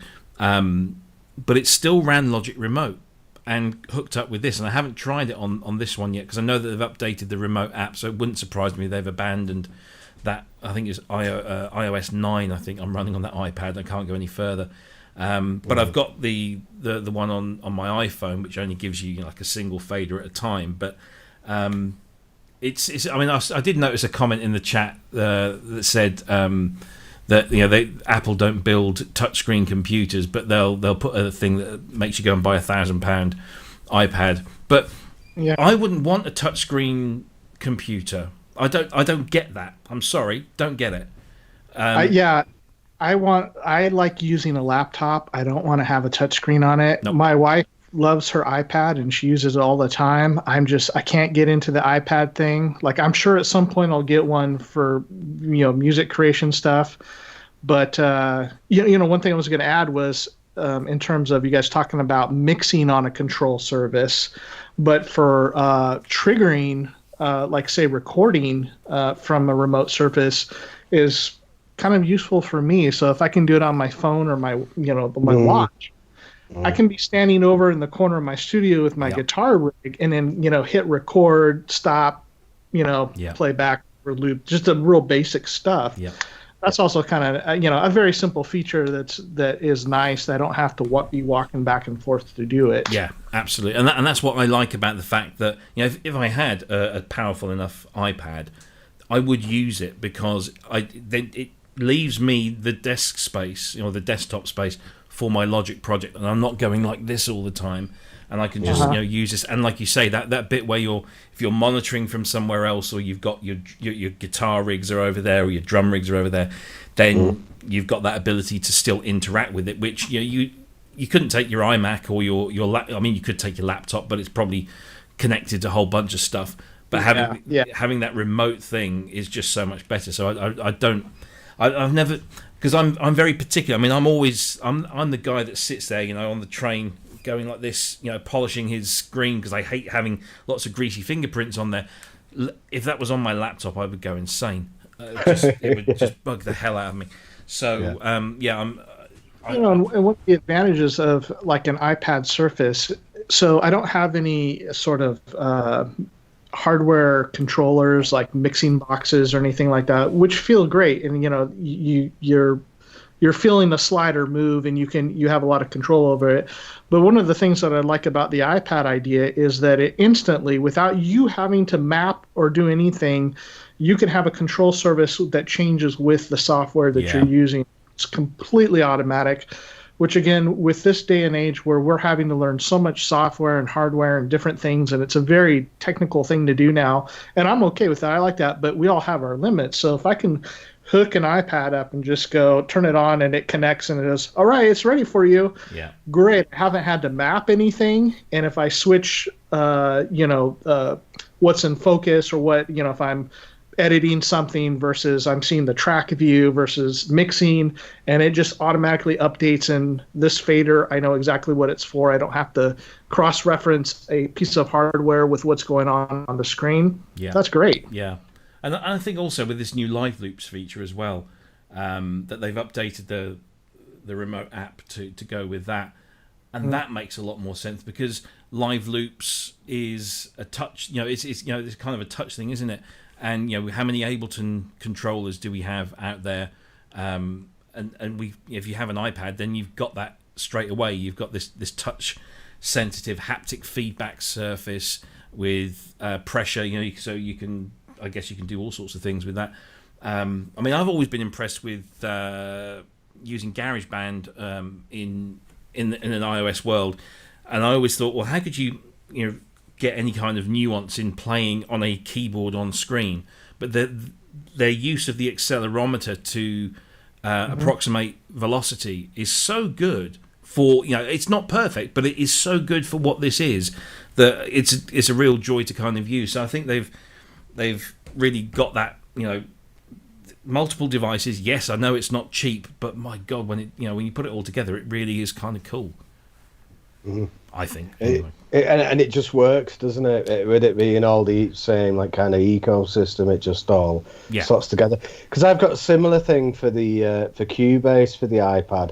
I've got this, that. Oh yeah. Which I think it's brilliant. It's really good, that, and that's one of the things that's putting me off moving from Cubase to Logic, because I like that so much. It's very handy, and you just get EQing stuff straight away. But I found that the Steinberg remote thing it isn't as quite as good. You kind of you don't want to use it as much as you do with that actual physical piece of hardware or the screen. Using the screen seems easier sometimes. Yeah. The mouse and the thingy. So I think Apple have got it that integration just right, which you hope they would do with making the hardware as well. But I think the only problem is when you get to when the iPad, because they release a new model like almost every year now, same as the iPhone, and things will then get deprecated and abandoned, and you won't be able to use the app on that thing. So your iMac, we were discussing earlier before the show how a Mac lasts so much longer than most kind of PC. You spend up front. But, I've had this Mac here for almost 6-7 years, and I'm only now just thinking, well, if I put an SSD in it, I'll get a few more years out of it with no problem at all, and it flies along and does everything I want. Whereas the iPad, every year, there's a new iPad, there's a new iPad OS, and eventually things will fall behind, and they'll say, no, you can't use that on here. So you're left with, I've got to buy another iPad now because... I really use this with music stuff, but my wife's got 2 iPads, and the older one is still, I think it's an iPad 2. I don't think it's a 2. So I don't know how many years that old that is, 10 years or something like that. But it's still working fine. She still uses YouTube, and obviously for any of this stuff, it would not work. No. But as long as they keep a long enough thing, that's how I've always felt about it. Like, my Apple stuff is expensive, but I'm going to get a really dang long life out of it. So I had 6 years on my last laptop, and now my wife is using it because her needs aren't as intense as all the music production stuff. So they last you a long time. I have very little problems with them. I don't have to keep fussing with the software. I mean, just Mac OS. For me personally, over Windows, I have Windows 10 on my laptop. I can boot it up. Yep. But man, I hate using it. Yeah. No, I sit here. I have over here. I've got my Windows set up, which is my work thing because they provide everything. So I've got a Xeon processor tower over here because I do a lot of video stuff. So that's really good for that. But I used Windows for years and years and years, and then moved over to Mac, and Mac just made so much more sense. It was more intuitive. It was just little things that really annoyed me about Windows that Mac just does it. You don't have to think about it. It just does what it does. And so I use them side by side daily, and I'd still take a Mac every time. What benefits us is if both all these companies keep continuing to make good software, because I hear some people, they're like, Apple sucks, it's Windows, or Windows sucks, it's Google, or Google sucks, it's Apple. Like, no, actually, it's best if we have all of them. Yeah. And people have different ways that they work. So I have a friend that loves to tinker on his computer. So he has a Windows tower, and that works for him. And so that's great. I don't want to mess with that. And Apple works for us, and for others, the Android or Google system. Yeah, that's good. Yeah, absolutely. And I think you buy the system that works for you. I mean, my brother is considerably younger than me. We constantly have this discussion because he's a massive PC fan, because I can build my machine exactly how I want it with the components that I want. Because he plays lots of games. He's a gamer, so. He has to have, this massive video card that's like this with fans everywhere and neon lights, water cool stuff. And I'm like, it looks cool and stuff, but how much did that actually cost you? And then when he adds up, I think, well, you're not far short of an iMac Pro, which is what, $4,500, $5,000. He spent a ton of cash on this thing, and even just a decent 5K. I'm just regular iMac, which is what, I don't know, 2,799 or something for the top one off the shelf. I mean, you can customize it, but I actually had a go with an iMac Pro a little while back, and I was very, very impressed. In fact, I mean, I have no need for a Mac Pro, the cheese grater. It's not for me. I'm not the target market for it. Couldn't afford it. But the iMac Pro, ooh, that's nice. I really like, and also because it is black. I like that. But there you go. So that's kind of all the topics. I think we've really we've squashed that all into 2 hours, and I'm impressed that we've got all of that in there. So I think it's about time we should wrap up and say thanks to everyone that's in the chat room, who's participated in a fantastic fashion, and lots of jovial interactions going on there. And thanks for coming. Spread the word, share, like, subscribe, and all that stuff. So let's do our regular roundup. Let's go around the room. We'll start off with Cryss. What have you got planned for the coming week? Same old. Nothing exciting. No. Oh well. Yeah. You'll be delving into to Logic more, I hope. Yeah. Yeah. Actually, that would be the fun thing, and having that sampler that is easy enough for me to use, then I'm looking forward to using it actually. Mm-hmm. And I'm the target market, so Subharmonicon, I'm not the target market on that, but the sampler, oddly enough, I think I would be, because I would not be the person that would ever go buy an Akai, or even Behringer has. Maybe you'll save that for next week. There's a tease of the Behringer Jam. Yes. But I think something that I already have with such a clean, great interface, I'm going to be interested to see what I can do with it. So. Yeah, cool, excellent. And Mr. Simpson, how about you? I think I'll be doing the same, really. I'm going to hopefully get a chance to install this Logic update and have a look at that. I'm also going to have a look at the Zenology thing. I should have done that before the show, really. But I'll tell you what I think next week. Well, yeah, let's do that. Let's. Have you got access to it, Cryss? Can you get hold of that? Yeah, I just have the the simple one, and so I said I already played through the presets a couple times just to check it out. Well, maybe that's something we can come back to next week, and we can spend a bit of time with it and see what we think. Give it a bit of a critique, maybe a team review. That would be good. Yay! So there you go. Myself, I've been backing stuff up. It's a horrible thing, but I am so into backing stuff up. I've lost stuff in the past, and I'm so paranoid now that I have what I call my storage drive, which is where if I download an application, I'll put it over there and stick it in the storage drive. Whenever I download music, I'll have a copy backed up into that. But I also have an Apple Time Machine, which I think is one of their greatest inventions. It's such a brilliantly simple but powerful thing. And I had a 2 terabyte drive that was purely Time Machine. And over the last 2 or 3, a couple of months, I guess, every other day it was coming up with an occasional fail to back up, but then it would do it the next time, and then it would do it a couple of times a day, and then last week it just stopped.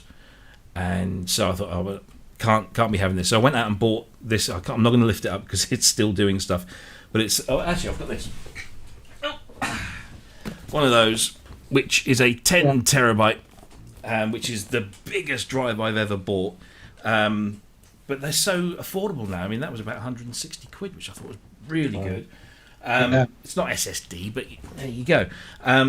So I thought, well, the first thing I'll do is I'll take because what I do is I scale. So I have a 3 terabyte sample library drive. I have a 5 terabyte storage drive, and this small 2 terabyte Time Machine drive. So now I've got the 10 terabyte. The 5 terabyte is going to go over to the 10 terabyte drive. The 3 terabyte drive will be transferred to the 5 terabyte drive, and then the 3 terabyte drive will then become my Time Machine drive. So I'm moving everything kind of incrementally along the chain. Oh my God, it takes long. That Time Machine backup, you just drag and drop the folder. So 72 hours. The old school big white Apple, what's it called? Airport and Time Machine. Airport Extreme, yeah. And it's got a spinner in there, and it drives me nuts because it takes so long. And so, but I also wanted to get one where I would have it off-site. So if, the worst happens, the house burns down, I have off-site backup. Okay. So I got a 2 terabyte solid-state drive, can hold it in my hand, cheap. Whoa, that thing was fast. I mean, I did a backup. It was under 2 hours for sure. Wow. Of like about a terabyte, and maybe it was about 30 minutes to an hour. I don't remember, but I had not over Wi-Fi. I just direct connected in with Thunderbolt, and man, it was quick. Yeah. So regular updates over the network here and just let it go overnight, but then I can do like a monthly update with that drive and know that it's only going to take me, less than 30 minutes to do. Yeah, so it's cool what you can do nowadays with your backups. I've got a NAS as well downstairs, 6 terabyte Buffalo NAS that has my entire digital music library on, because that's kind of like, if I lost that, I'd be, I don't know what I'd do. So that sits downstairs. That's connected directly to my Airport Extreme, which is just a regular Airport Extreme, and that's my hub for my all my movies and music, and that's mirrors itself. And hopefully I used to have a Netgear Storer, which is a big clunky thing, used to vibrate horribly, but it was good, but I needed something small and compact, so that does that job.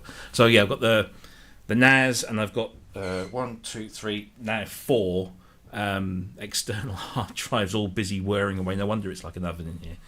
So that's what I'm going to be doing the rest of this week, is just slowly and surely just dragging things over and just making sure. I'm very meticulous with that. But I will be playing with, trying to play with Logic. I bought a Logic course that cost me, what was it? It was stupid. Like, it was $20 for a lifetime subscription to this Logic course, because I thought, well, if I've just bought it, I'm going to learn how to use it properly. Haven't really got into it, and now they've updated it to 10.5. I have no idea whether this course is going to follow, so it'll be interesting to see. But I would like to start, learning how to use it really well, because I don't at the moment. I'm just fudging around, although I have been doing some production work on it, and I've been very impressed at the ease of editing audio files on there. It's just, I've got 2 channels of conversation, and I need to, I'm going, the other person's talking, and I'm going, oh yeah, yeah, and I don't want that. So just being able to go in and just draw that stuff out, and it's all very easy to, been very impressed with it so far. So I'll be learning more about that. It is good. Excellent. Well, thanks ever so much for your company again, gents. It's always a pleasure, never a chore. And next time, it'll be same time, same place next week, next Sunday, hopefully, without fail. And we will see you all then. So from all of us, goodbye.